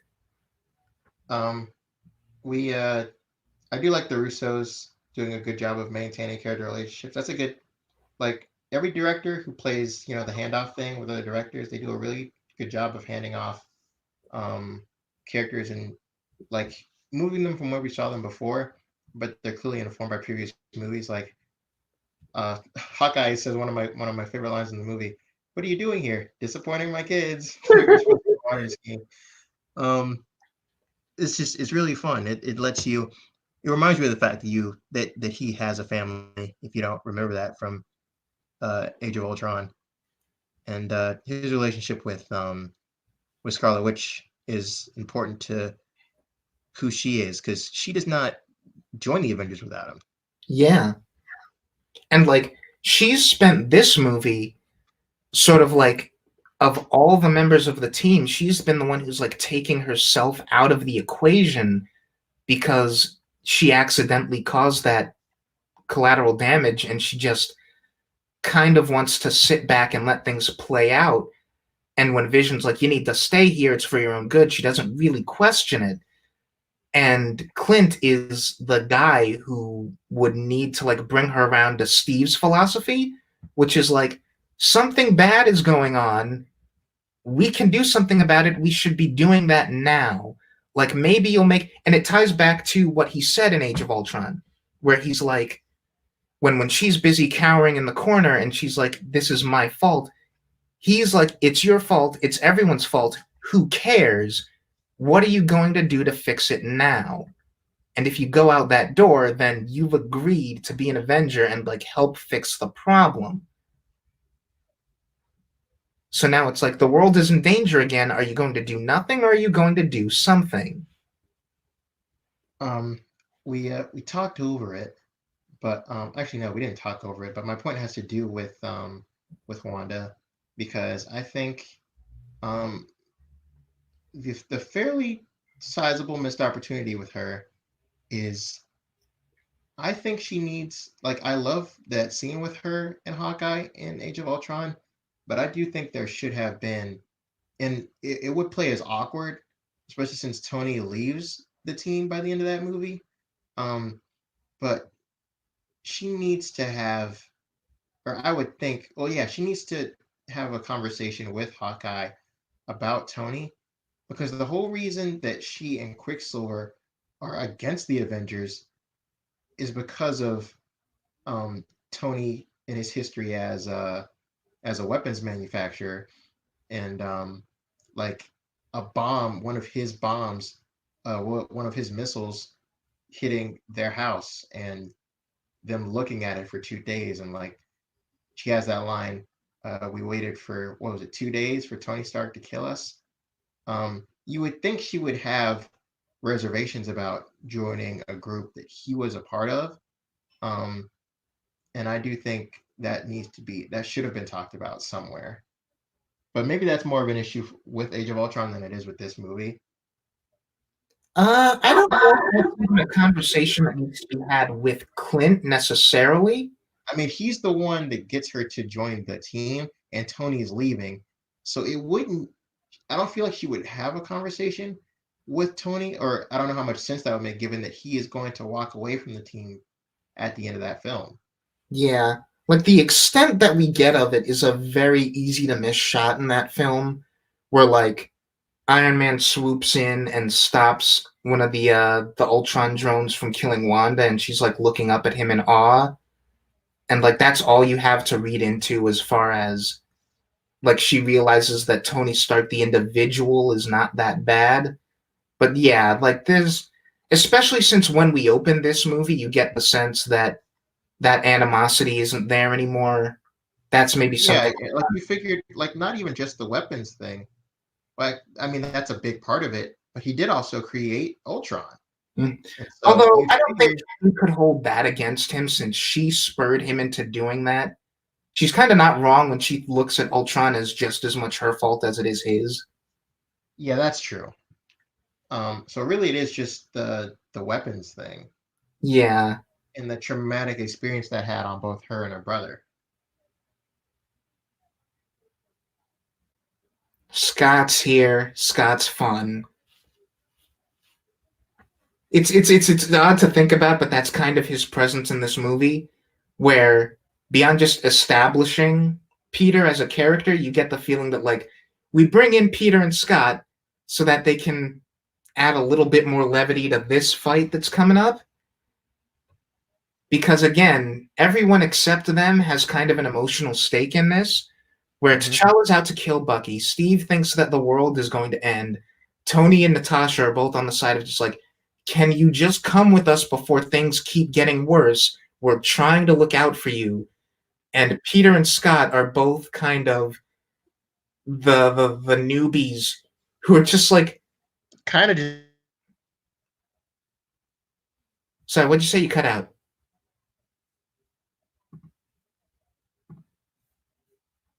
You still there? Hmm. So what I was gonna say is that they're both kind of like just your average everyday guys, and they bring that sort of unique viewpoint to this universe.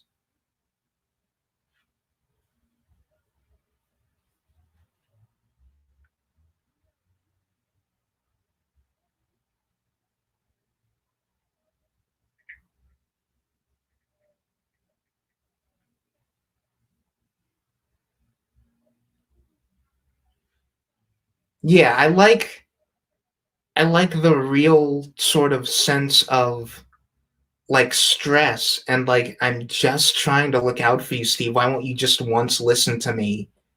Coming from Tony in this whole exchange. And like Steve doesn't do the best job of making his case. Sorry, everyone. Malik dropped out. I think he's trying to make his way back in. But yeah, Steve doesn't make the best case for himself in terms of like really explaining what the situation is and that he's not just doing this arbitrarily. He's trying to prevent like what could be a global catastrophe. You get the sense that maybe if they just had more time to like explain it better, then things could have avoided getting to this point. The big outlier is, of course, Black Panther, who, like Scott and Peter, is not really part of the family dispute that this fight represents, but he is like the one with an emotional stake in it. So he does not care for any kind of diplomacy. He's out to get Bucky, and that's it. Whereas everyone else, it really is, they are unfortunately kind of like a victim of circumstance almost, where it gets down to fisticuffs because they're unwilling to compromise on their totally separate values. Tony and Natasha want their friends and their team to be safe. Steve wants the world to be safe, and neither of them really have the time to talk about it.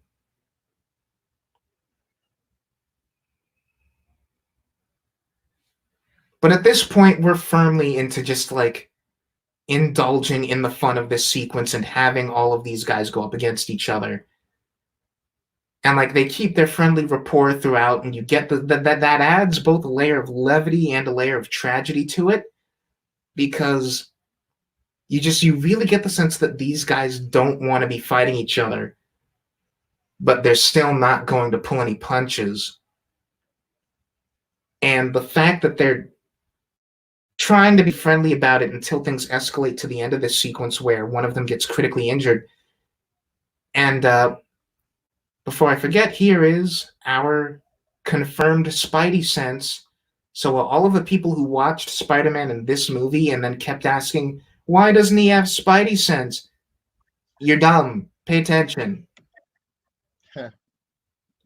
Oh, hey, you're back. Yeah, I am back. My internet cut out. It's really Ah, annoying.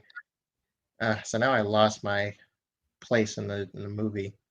that's okay. Right now we are at timestamp 133 and 15 seconds.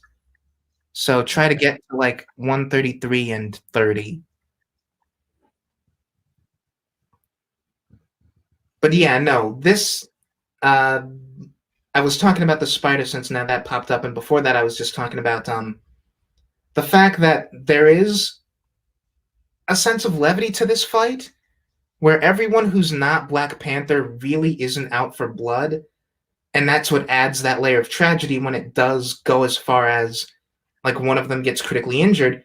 And a lot of people were saying like this movie was missing something by not having anyone die here or die period, and I feel personally like if anyone did die, especially in this fight, I think that would have been a mistake.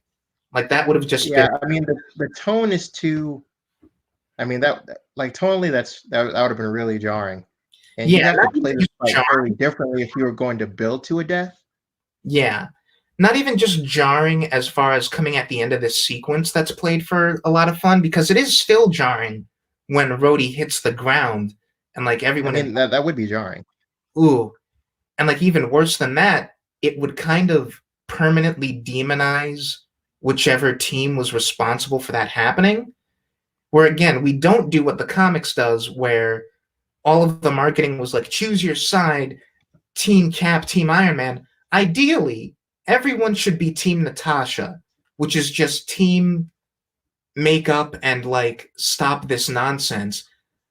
If anyone on either side dies because of this fight, then like you risk maybe permanently like alienating your audience against the other side for like letting that happen. And for the longest time, oh, I hate this exchange um, between Black Widow and Clint. That's more of that uh, goofy comedy that doesn't work. Yeah, It's the are we still friends? Like the Penta Hardy. yeah, yeah. We can cut that. Jesus Christ. Although Um, you know, it's maybe just a case of it would feel weird if these two are on opposite sides and they don't have some kind of interaction. And what other interaction would they have? I don't know. We don't have to tell a joke here. We can just maybe give them a serious exchange. God forbid. I get that, but at the Like I know you. Please don't do this, or I don't know something, anything else. Don't I give don't them. Don't make it a gag, or just if you're you gonna. know, maybe that would be better. Would be to have that be another case of Nat trying to reason with it, like Clint, you've got to realize that this is ridiculous. Help me stop this. We're coming up on uh, uh, from Queens, Brooklyn, and we're watching that in a Brooklyn theater. Let me tell you. Your theater erupted with applause. Yup.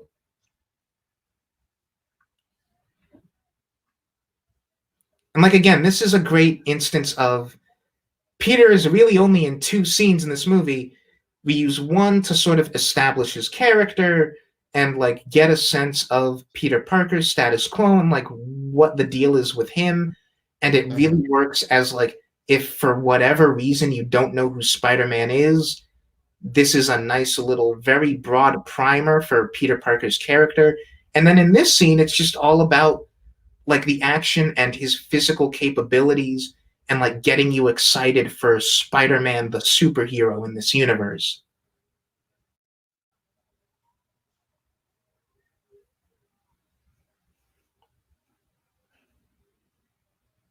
This does work. This joke Yeah. here.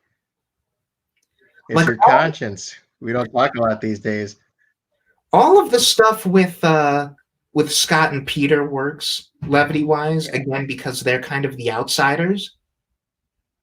Where it's like they are the two who don't have any stake in this personally. Peter just knows Iron Man needs him for something, and like he gets to fight with the Avengers, and it's cool. And Scott is like the Captain America fanboy who's just like, we got to save the world. This is like a formality, pretty much.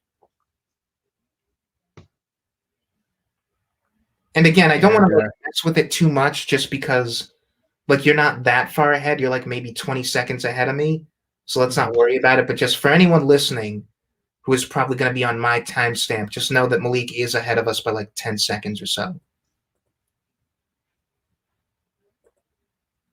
I did decide to scale it back just by 10 seconds. Okay, cool. You just asked him, okay, Sam, what's the play? Yeah, that's where we're at. Okay, cool. We're more or less synced then. But yeah, this I love, again, everyone here is like, it's just a great example of the Russo's movies being so good at everyone's different power sets and really using that to capture like iconic imagery and just how can we make these two power sets either bounce off each other or sort of like work together in really interesting ways. It was so smart not to put this in marketing. Yes, Giant Man being a surprise was the best thing. Yeah. I might as well mention, I really like this suit for Scott. This is my favorite Ant-Man suit of the ones that we've seen, which I think is just two, right? Well, his suit does change slightly for Ant-Man and the Wasp. It's not the exact same thing as this. Mm. And we will later learn in that movie that he got this suit by just straight up stealing it behind Hank's back. Yeah, that's pretty funny. Oh, Captain America needs me. Let me just raid Hank's closet. And here we see what we're talking about of like having Vision sort of like make a big grand entrance, and whether that's them thinking on filmmakers is like he would totally break this sequence, or in the character level of Vision's just deliberately holding back. He is very hands off throughout this fight. Yeah, I mean, debatably it is both. But it is, I don't know. Something about it still feels problematic to me. I mean, yeah, he is a hero. Like even though they're on like different quote unquote teams, like he's on everyone's side. Like he's not trying to actively hurt or kill any of these people. Um, so it makes sense for him to be held back. But the fact that he's in so little of this sequence, really just screams we benched him because we didn't know how to have him keep running interference, and we didn't want to just pit him against um, Scarlet Witch the entire time, which is what we would have to do to even remotely make this scene work if we Yeah, were gonna have him more involved, because no one else can even come close to matching him aside from her. yeah. And like I love, like the thing about Giant Man is that it's so fun and like it's so unapologetically comic booky to have all of these other smaller fights, and like a big man is just looming in the background trying to like swat at Spider-Man and War Machine. And like again, I like the way that those two pair surprisingly well. And like whenever we have War, I'm always happy when we get Rhodey in a fight scene, because I don't know, there's just something in like my dumb lizard brain that really likes War Machine's just insane level of firepower, and he's just constantly pelting things with explosives and bullets, and it's really fun. Yeah, his him just dropping bombs in Infinity War was a real crowd pleaser. Yeah. And like see this is another thing that I was thinking about. I mentioned this briefly at the start. Talking about this movie before it came out, I forget who was talking about it, but it was like someone working on the movie, whether it was the writers or the Russos or the actors, they were like, audiences are going to be surprised because one of the teams has a mole on it. And it's like that made me really nervous because I was worried we were going to do what the comics did, where it's like they were treating it like factions in a war, and that didn't feel earned or in character.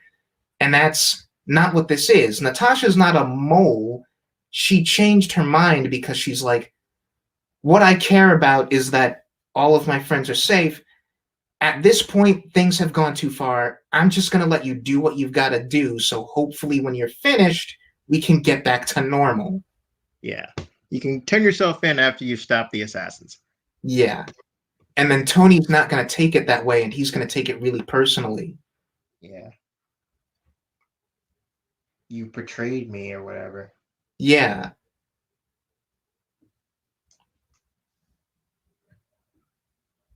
And it would be real easy for him to accuse Natasha of that. That's not really what she did.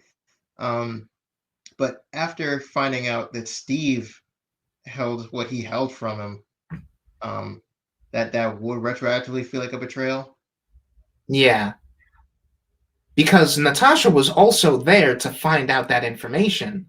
Like, that's the one thing we never really deal with, is that Natasha also knew about Bucky having killed the Starks. It's just, and of course we'll get to it when we get to it. It hurts even worse for Tony for it to be Steve who kept that from him because again, Of how much, Howard loves Steve so much. And so it's yeah. not just a betrayal of why didn't you tell me this? It's like, did you ever really care about my dad to like not get at Bucky for doing that?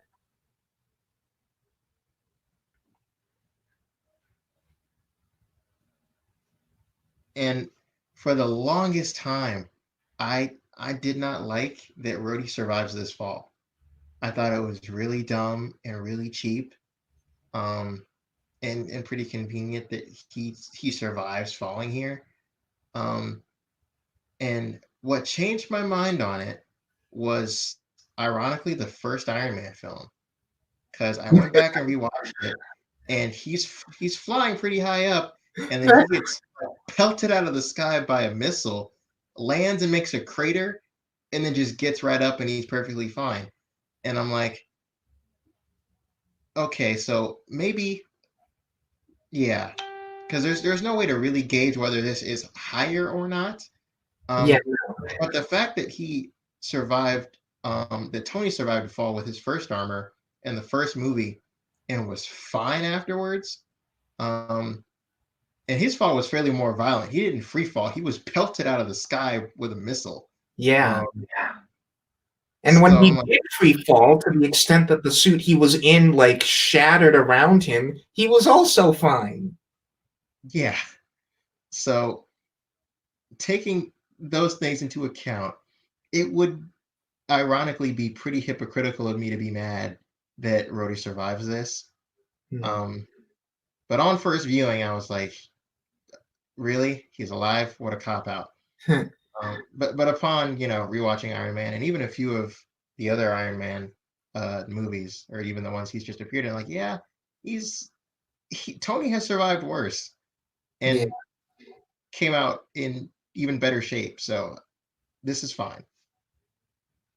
And this is another smart little thing that that's like it's a good like we don't exposit about it at all. It's just a nice little Zemo's actually like smart where he would order the same thing every day at his hotel and like just take it without question. So that way, like he knew that at a certain time the hotel lady would come to deliver him the same thing and she would find the body. Um, And what's I mean, it's interesting how marketing works and how that ends up influencing, what can sometimes end up influencing how you feel about a movie after you see it. But I think the big reason why I did not like that scene with Rhodey so much is because they showed it in the trailer, and part of me was thinking, "Oh, that's a fake out." But why would you even show it in the trailer? Like the fact that they showed it and that I was second guessing it made me think, "Yeah, he dies there." Um, and I just don't like faking us out, especially before we even see the movie. yeah, I think putting that shot in the trailers was part of the marketing selling a pretty different movie than what this ended up being. And I like after they pull the mask off and like Sam is like, "I'm sorry," Tony just blasts him out of like pure spite. And like Tony's not been in the right headspace through this whole movie, but that kind of signifies where he's gonna be at for the rest of the movie, where he's really operating in a place of like just lashing out because everything is going wrong. Like things were already bad, then Rhodey got injured, and now he finds out that Nat let Steve go, and see he's gonna be like, it's really hard to shake the whole double agent thing, right? And like he says that because her doing that like hurt him, and you can see it on her face. She's like, But "Why?" her response, her retort is pretty dumb. But see. I don't have that problem because I don't think like she. And I know what you're talking about, where it's like the Captain Logan thing, where like she calls him out on his ego and like ego has Ego not has nothing to do with this situation. Like right. I don't think she cares. She feels personally hurt by what he just said, and she's just saying that to hurt him back. I don't think him, like, whether or not his ego is actually the root of the problem is like arbitrary. Like, she's just trying to like cut for a cut. that doesn't sound like Natasha to me. Maybe not, but again, I think that's part of they've like they along with Steve have gotten like really close. And so like normally being called a double agent by just whoever, she just let that roll off her back. But like she thinks of Tony as like a friend, and to have him like call her that so spitefully, I think hurts her feelings, like truly.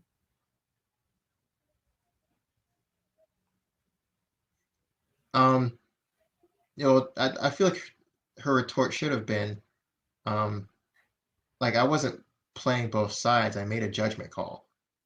Right. That would be like the rational thing to say, but I think she's not thinking rationally. I think she's just hurt and lashing out.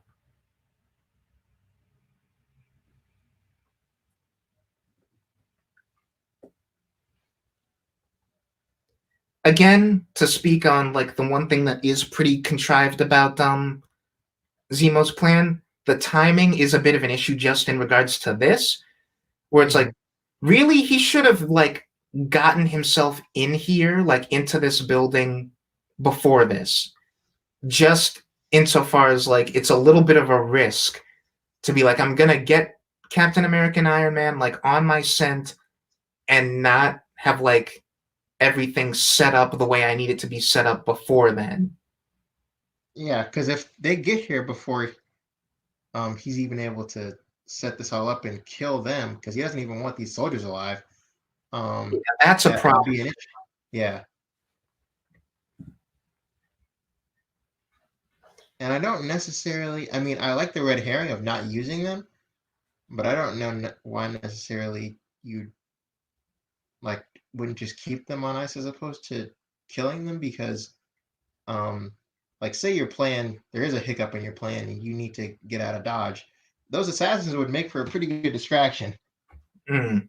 But also like that place was built to withstand a nuke. I think he's pretty confident that he's not going to have a problem once he gets where he needs to be. Oh yeah. There's no way. Actually, yeah, he said yeah, given time you could actually get through it, but You don't you need have to, time. yeah.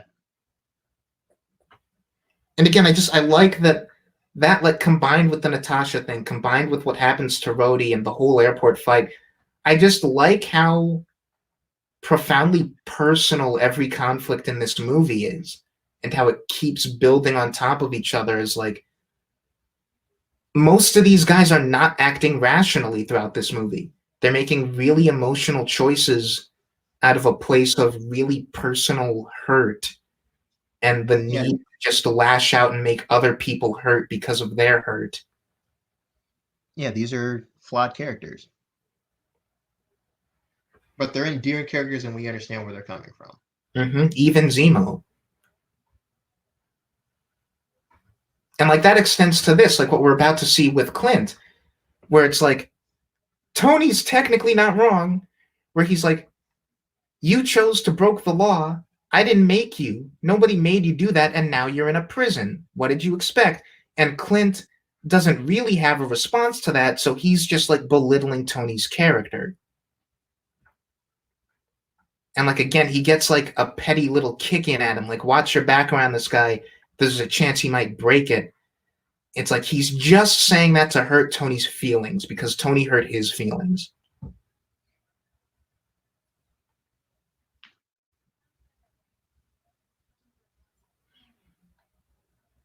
But this is a really like this is a conversation that needed to happen where For it's like sure.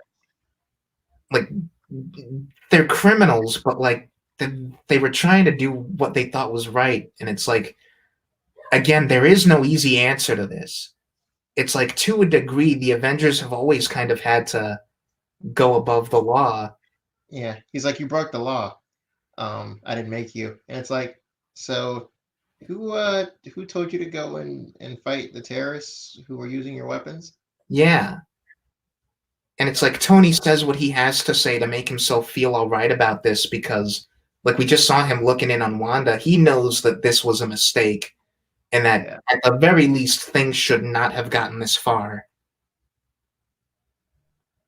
And again, like, that's going to tie in a moment. Like, he has to lie to Ross because the Ross represents the real big problem here, where he forced all these guys into this situation because, again, he doesn't view them as people.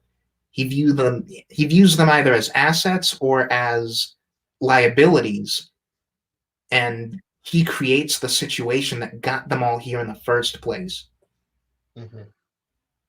The Navy guys that are in there with Ross, they're wearing our old uniforms. I miss those. Hmm. Right now we have really tacky, like discount Dollar General Army uniforms, and I hate them.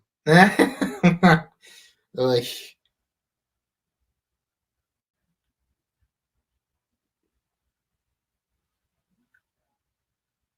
and that's the real kicker where it's like you have to go alone and as a friend, and Tony's like easy.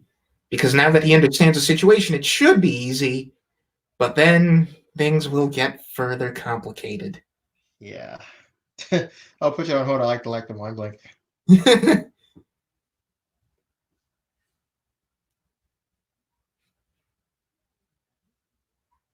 Um, I this is like a little minor thing, but I like this little suit up scene. Out Yeah. of all the times he's done it throughout the franchise, this is pretty memorable for me. Yeah, it's not just a cool suit, it's also just like he's so tired and weary through this whole movie, and he's like, I still got more to do. It's like that's another thing that makes this all worse, where it's like this has just been a really bad couple of days for all these guys, and Tony especially. He's been trying to put out like all of the fires throughout this whole movie, and that adds just another layer of like frustration when we get to the reveal where it's a lot going on that like escalates Tony to that violent reaction where he's like, one, I thought you and my dad were tight and you've been harboring the guy who killed him like this whole time. Like he loved you so much. Like, where's the respect? And also, like, I'm your friend. Why didn't you tell me about this? You've known for a long time because Steve has known for a while, a couple of years at least, is when he found this out. And also, just, I've spent this whole movie putting out fires for you and this guy, and you've known this the whole time, and you still haven't given me, like, an inch to work with. And all of that, like, when Tony gets violent, he's trying to get at Bucky almost more to spite Steve than he is to spite Bucky. See, I don't even agree with that read necessarily, or really at all. Um, I think it's as simple as Tony just in that moment he just wants to kill Bucky. I think that's definitely And part of Steve it. and Steve is in his way. Right? But then when Steve stops being in his way, and like when Bucky is on the What do you ground, mean stop? I never really because like he keeps fighting Steve because he knows Steve is just gonna as long as he's not like fully incapacitated, like knocked out, he's just gonna keep coming and getting in his way. mm, I don't know. But I we definitely talked over oh, we talked over the shot that I just noticed. Literally never noticed this before. So the rack of guns that Bucky pulls out, then like there's a name on it before it's pulled out of the wall. It says Romanoff. ooh, I never spotted that. That is interesting. Yeah. Um, so it's a not if you're looking if you're paying attention, it's a kind of a subtle reminder that like um, Cap is sacrificing his relationships with his fellow Avengers to to keep Bucky safe. Mm. But I also just like that brief shot that was the two of them in the elevator on the way down, where it's like they don't say anything, but you can tell they're kind of like psyching each other up for what they've got to do. Yeah.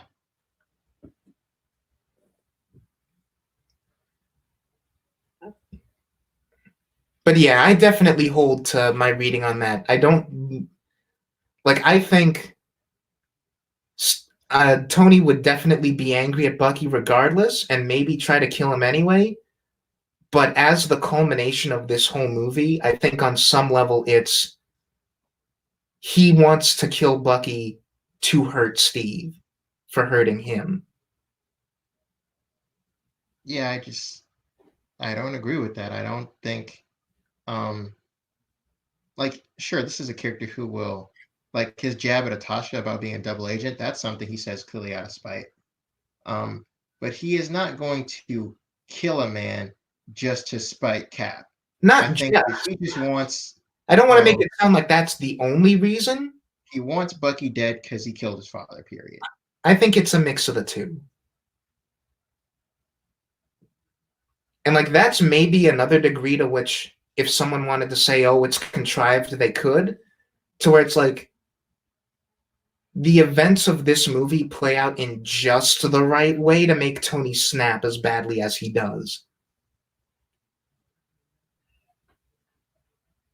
Like if he hadn't gone through as much as he had up to this scene and then he finds this out, I wonder if his reaction would have been as bad. Um well see it's hard to say um under those, vague what if circumstances, but given the movie we have, um yeah, I totally understand him wanting Bucky dead the Yeah. second he finds out. And I like that little bit from Zemo about like there's a bit of green in the blue of your eyes. It's like you're not as perfect as everyone thinks you are, and that extends to I know something you don't know.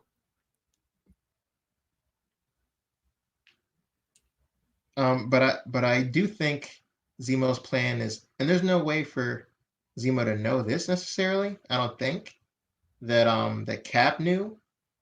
Um, but the fact that Cap does know, and Tony finds out that Cap knew about it, that's what that is what throws Tony over the edge. Yeah, that's true because either way he gets what he wants. Because if Cap doesn't know, then Tony probably goes after Bucky anyway, and Yeah. Steve loses his best friend and his last connection to his old time period. And either way, whether Steve knows or not, that's going to lead to a schism in the Avengers as a group.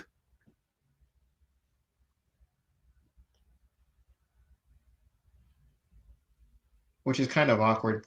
Oh, not yeah. I mean, I still think that's a fair word. It's kind of awkward since um, Tony himself isn't even a member of the Avengers. Like he left at the end of Age of Ultron. Ostensibly, he is not an Avenger anymore. Right, but then Already. we do sort of imply with that conversation about Pepper that even then he couldn't really stop himself. And he's like he's an active duty non-combatant, but he still does have a foot in the game. He's not like retired because he can't bring himself to do that. But at the opening of this movie, he's doing something he could be doing even if he was an Iron Man, like that donation he gives. Yeah, Like, but that's the kind of thing that he was doing a lot anyway. Like that sort of philanthropic gesture kind of thing. I don't know if he was giving out a whole bunch of grants prior to the first Iron Man. Oh no, I mean like within after that movie, like within what we've seen him doing. Oh, well, Like yeah. I'm in Iron saying that has nothing to do with being Iron Man, though. No, but Like, I mean, he's not. what we've seen of him, he's been Iron Man and been doing that kind of thing. He like juggles the two. Okay, but the point I'm trying to make is he like that stuff has nothing to do with the Iron Man stuff, and like he essentially not doing anything Iron Man related at the start of this movie. Right. So I mean, he's not Iron Man. He's not an Avenger. Like he says, I couldn't bring myself to stop. He did stop. He's not doing anything Iron Man related whatsoever. I don't think we know that for absolute certain. I think that's the implication, but I can't say it with certainty just because, again, we don't know entirely what goes on off screen. Yeah, maybe it's because the Russo brothers aren't thinking that hard about it and the coming up with the story. Yeah. But I do think they definitely should have if you're gonna say, um, I never stopped because the truth is I don't want to stop when you haven't shown him in any way persist to keep doing the superhero thing. As far as we know, he hasn't because you haven't shown it and we don't get any dialogue about it. Mm. But then it would probably then feel a little bit contradictory if he is part of the opening action sequence. Yeah, And you can't put him in the Avengers team when the ending of the last movie was, I just left the team. I'm taking a break from this. not But in even it, he can contradicting still be that. doing his own solo stuff. Not even contradicting that. I mean, like, contradicting that when we see him, he's all gung ho about the Accords. He's like, yep, we need to do this. If he's like in the opening action sequence taking part in that thing that ultimately leads to the collateral damage, and then he's like, I've been on board with these Accords the whole time, then that's a little weird. We talked over the actual Stark's death scene, and again, the way that he goes about killing him is really visceral and really, like, it really puts you in Tony's headspace of like, that's rough. Like, that wasn't even a remotely quick or pleasant death. That was just terrible. Yeah, that was pretty brutal. And his mom gets choked out, and it's a really powerful scene. I do I'll say here, this is the bit where I agree with Cap, and I think Tony's suddenly slightly too lucid in this scene. With like the aiming for the thing. Yeah, I'm eyeballing it. Like, no, we can drop that, and he can just, I don't know, either do it or just have his suit fire off some missiles. Like, but we don't need him talking things out through dialogue. Yeah. Um, And like it's the weird little thing of like Friday is there and like he's talking to Friday, but to what degree is can't meet him hand to hand, analyze his fight. Like, yeah, I think it gives more credence to that complaint that he's too lucid in this scene to just be going after Bucky the way he is, even though he killed his father. it never bothered me, but I can see what you're talking about. Yeah, I mean, I can see the complaint. That's what I'm saying. I'm not even saying it's necessarily a problem for me. Um, although, like, I'm eyeballing it. That's a little too much. We can cut that. He can just fire a missile or whatever. But um, this shot was from the first trailer. It's pretty sick seeing both of them just tag team Iron Man. Yeah, it's pretty intense. And I also want to talk about just briefly Robert Downey Jr.'s performance through all this. Whether you want to argue he's too lucid or not, I think he plays it great. As like I Oh buy yeah, completely all that anger from. as he does with everything. Yeah, and the bit where he's like, "Don't BS me, did you know?" And like Steve is like, "Yes," and Tony like recoils from him. It's like he almost can't believe it. It's like, wow, that's like you dropped a lot on him right there. Super iconic shot. Yep. And now Zemo and T'Challa and just like I really like this scene. I always like it in like these movies and even sort of like the adjacent stuff like TV shows when like the fighting can like stop for a second and we can have one hero and one villain just kind of talk things out like Vision and Ultron, and there's a scene in like Agents of Shield that came out around this time that like was reminiscent of that to me. It's like I always Oh, like it when the at least a protagonist and the antagonist can like stop for a second and be like, how did things get this far? that's one of the best scenes in Daredevil season 2 when Matt goes to confront Kingpin in the prison. Mm-hmm. And it's like the way that they're almost kind of commiserating over it. Where like T'Challa is forced to acknowledge, just like Vision was with Ultron, yes, we are similar, and I understand where you're coming from, and I understand your pain, but that does not make this okay. And I almost became as bad as you are right now. And like I like the little brief shot that was Zemo listening to the message for the last time, and then you see his phone, and he deleted the message because he planned to take his own life, and he wasn't planning to ever listen to it again.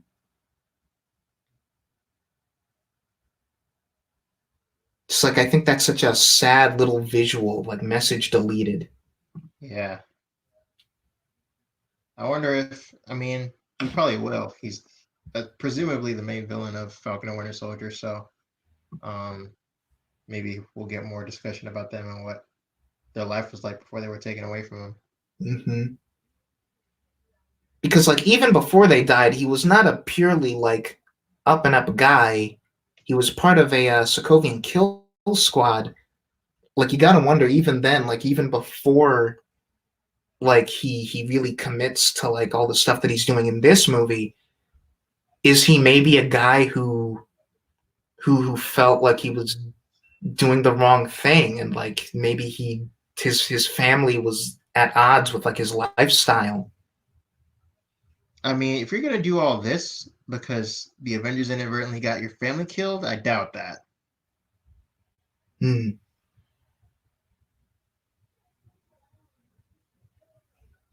Ay, ay, ay, ay. Um, it is it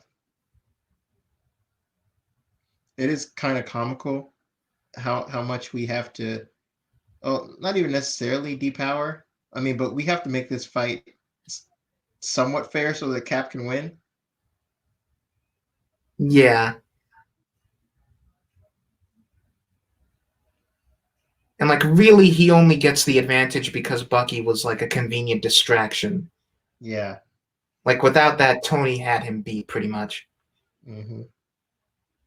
Eesh.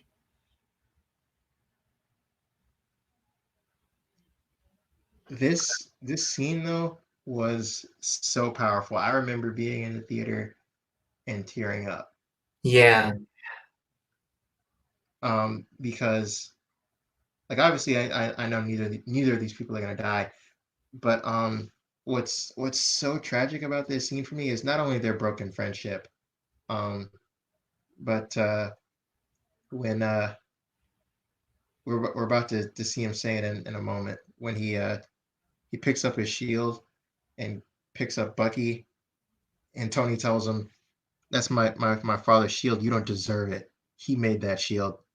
And then Steve was like, "You know what? You're right." And then he just drops it. Yeah. And I like the little observation that the Captain Logan made in his discussion about this movie is that like in taking out the arc reactor and just the way that things have turned out, Steve and Tony are both to varying degrees in different ways heartless as a result of this fight. It's just like him sitting there alone. Like neither of them won that, but Yeah. Tony in particular just has nothing left, and he's just so broken down, and it's really sad.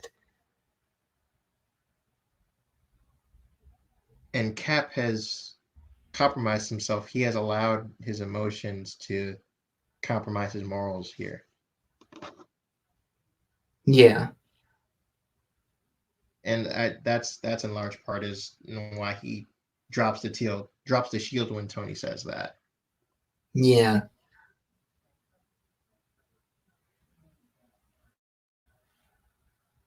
I love that line he had. Was like, uh, "Step out of line, and you got to deal with me. Please step out of line." Hmm?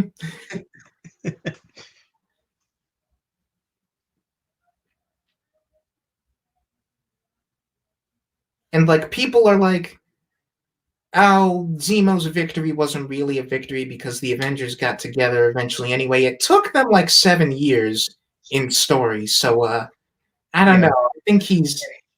I Him think fracturing them the way he's managed to do is also why they lose the first time with Thanos. yeah, Like as the Russos have talked about, Infinity War plays out completely differently without the events of this movie. yeah, Like they're not united.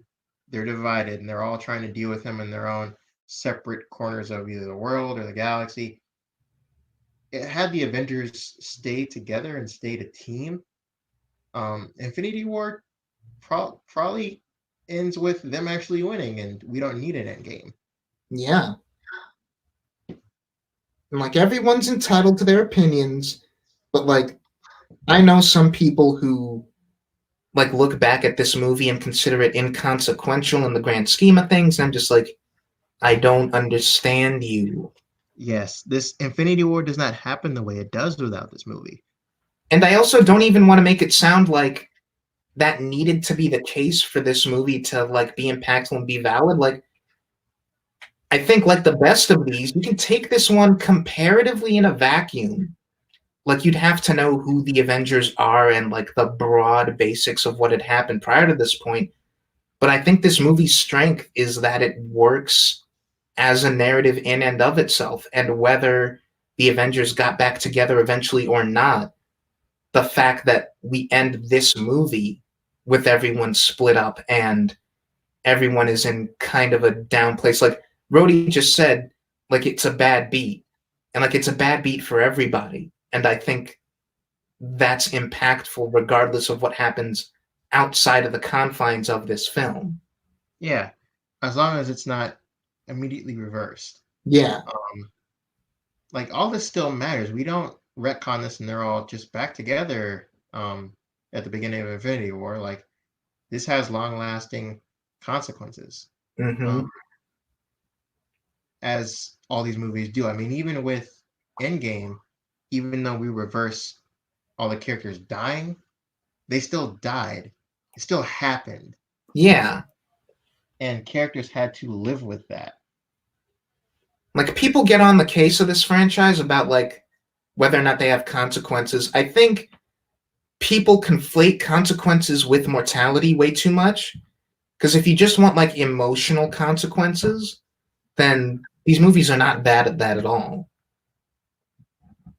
But talking consequence in general, yeah, you're right. I mean, we didn't keep them all dead, but they still died. The Avengers had to go through this crazy time travel adventure to get them back, and even then, um, Black Widow still died. Like there is no bringing her back. She had to die to bring everyone else back. Mm-hmm. Our Natasha is gone, and we're getting a prequel movie with her, which is cool. But the character that we love and knew and got to see grow with all the Avengers, like she is gone. She's not coming back. Yeah. And I like that to that same point, like people coming off of this movie were complaining like, oh, Steve sends Tony a letter and everything's better by the end and they're friends again. Nope. Like Steve tried to like Steve stuck his hand out, and Tony didn't take it. Yeah, because it was too late. Like that was like Tony said he was offering an olive branch like halfway through the movie. That was Steve's olive branch, and it was just too little too late. But it's good for the audience to know that, Steve is aware of the things that he did wrong at least. This is one of the cooler, more subtle ending credits. And I am glad that we have these because for the longest time it's bothered me with these movies, and I get it. Like more modern audiences, like we don't want to waste time with runtime of the actual movie. Not like we want to just get into it. But I do miss opening titles. I think they're really fun. We've been getting really cool and creative ones for TV, like with Doom Patrol and Daredevil, and if they're really cool like those are, I'll never skip them. Yeah, really good opening sequences are a thing that movies have missed for a while.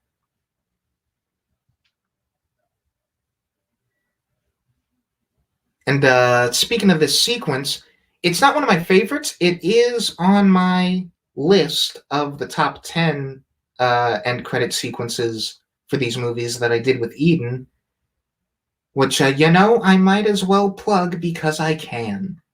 But yeah, I like all of the cracks and stuff because like literal fractures, and like that's how we credit Daniel Bruhl. Like his silhouette is the like crumbling foundations.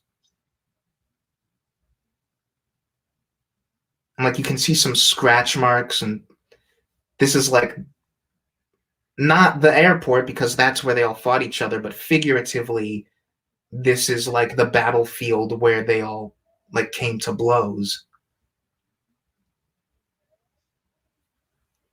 And this is pretty cool setup for, well, it would be more accurate to say this is set up for Infinity War than Black Panther. Yeah. But But it's also just another little bittersweet note for Steve's character because he went through all that for Bucky's sake, and like Bucky is safe and in good hands, but Steve still can't be with him for the time being. yeah, that is really bittersweet.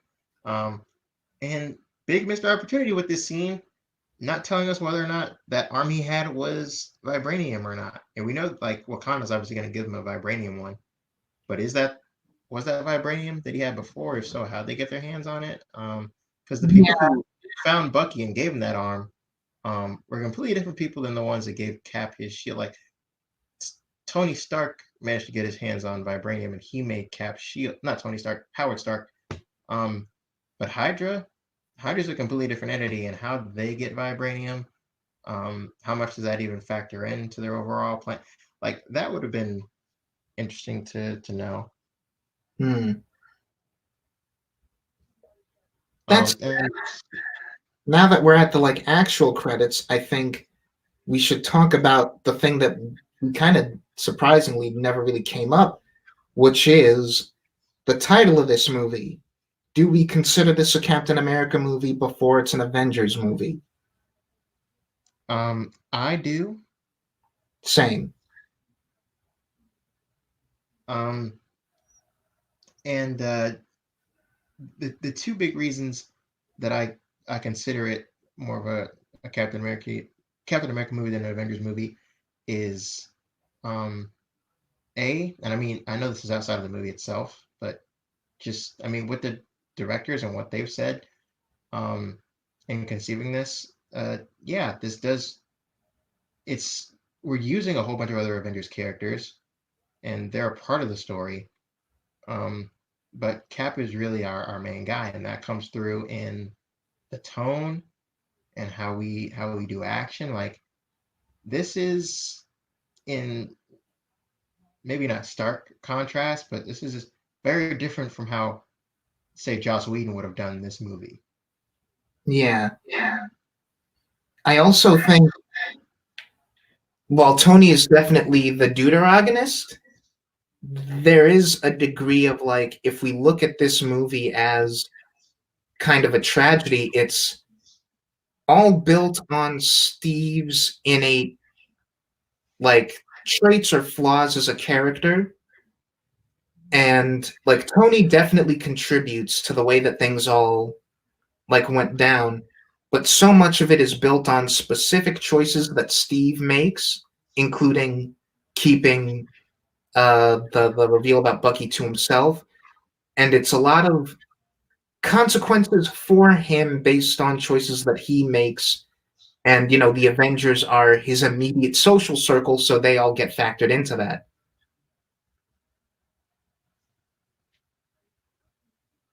Mm-hmm. I think if you want to argue it skirts the line, it definitely does do that. But I definitely would call Steve the protagonist of this movie before anyone else. So would I. Um, the so the post credit scene. Do we remember what that is? That's Yeah, that's Peter. We're checking on Peter again. yeah, that's Peter and his mom. I mean his aunt, not mom. I mean, she might as well be. Well, Which yeah. that's a pretty short scene, so I suppose we might as well talk about it before we even get there. I think it's an interesting choice. The line by Aunt May, "I hope you got a few good licks in." Like that's maybe interesting in the grand scheme of like finding out later that he's Spider-Man and her reaction to that. Like I'm struggling to imagine that being the reaction of any other Aunt May, finding out that Peter got into a fight and saying, like, I hope you put up a good fight at least? Well, we are doing, cool hip Aunt May, and um, I mean, it's interesting because even Ultimate Aunt May she didn't necessarily encourage Peter to fight. She was definitely like, "What the f?" when she found out Peter broke Flash's hand. Um, but yeah, her relationship with Peter once she found out was super interesting and compelling. Um, which is like my big issue with Far From Home is, of course, that we don't do anything interesting with that, and she's kind of just a joke in that film. And And oh boy, do I have words about that, which you will be hearing shortly. oh yes, but it's interesting. They more than likely would not have cast Marissa Tomei had it not been for Robert Downey because they're both really good friends, and he pushed really hard for her to get the role. Hmm. And I think she's a good casting choice. She is, especially since when we do give her bits and pieces of things to do in Homecoming, she plays it really well. Let's keep giving her things to do, you guys. Especially since she knows now. Like, there's no excuse. Mm-hmm. But yeah, very, very thrilling, entertaining, and emotionally impactful film. One of my favorite superhero movies, and it was fun going through and talking with you about this one. Ditto. So I mean, do you want to go all the way to the end credit sequence, or do you want to drop it there? I think we're good here since we already talked about it. Okay. So yeah, I hope you guys enjoyed listening to it. I am going to go back to editing more content for you guys. So I hope that you enjoy that when it comes. Leave your thoughts on this commentary or this movie in the comments. And yeah, thanks for listening.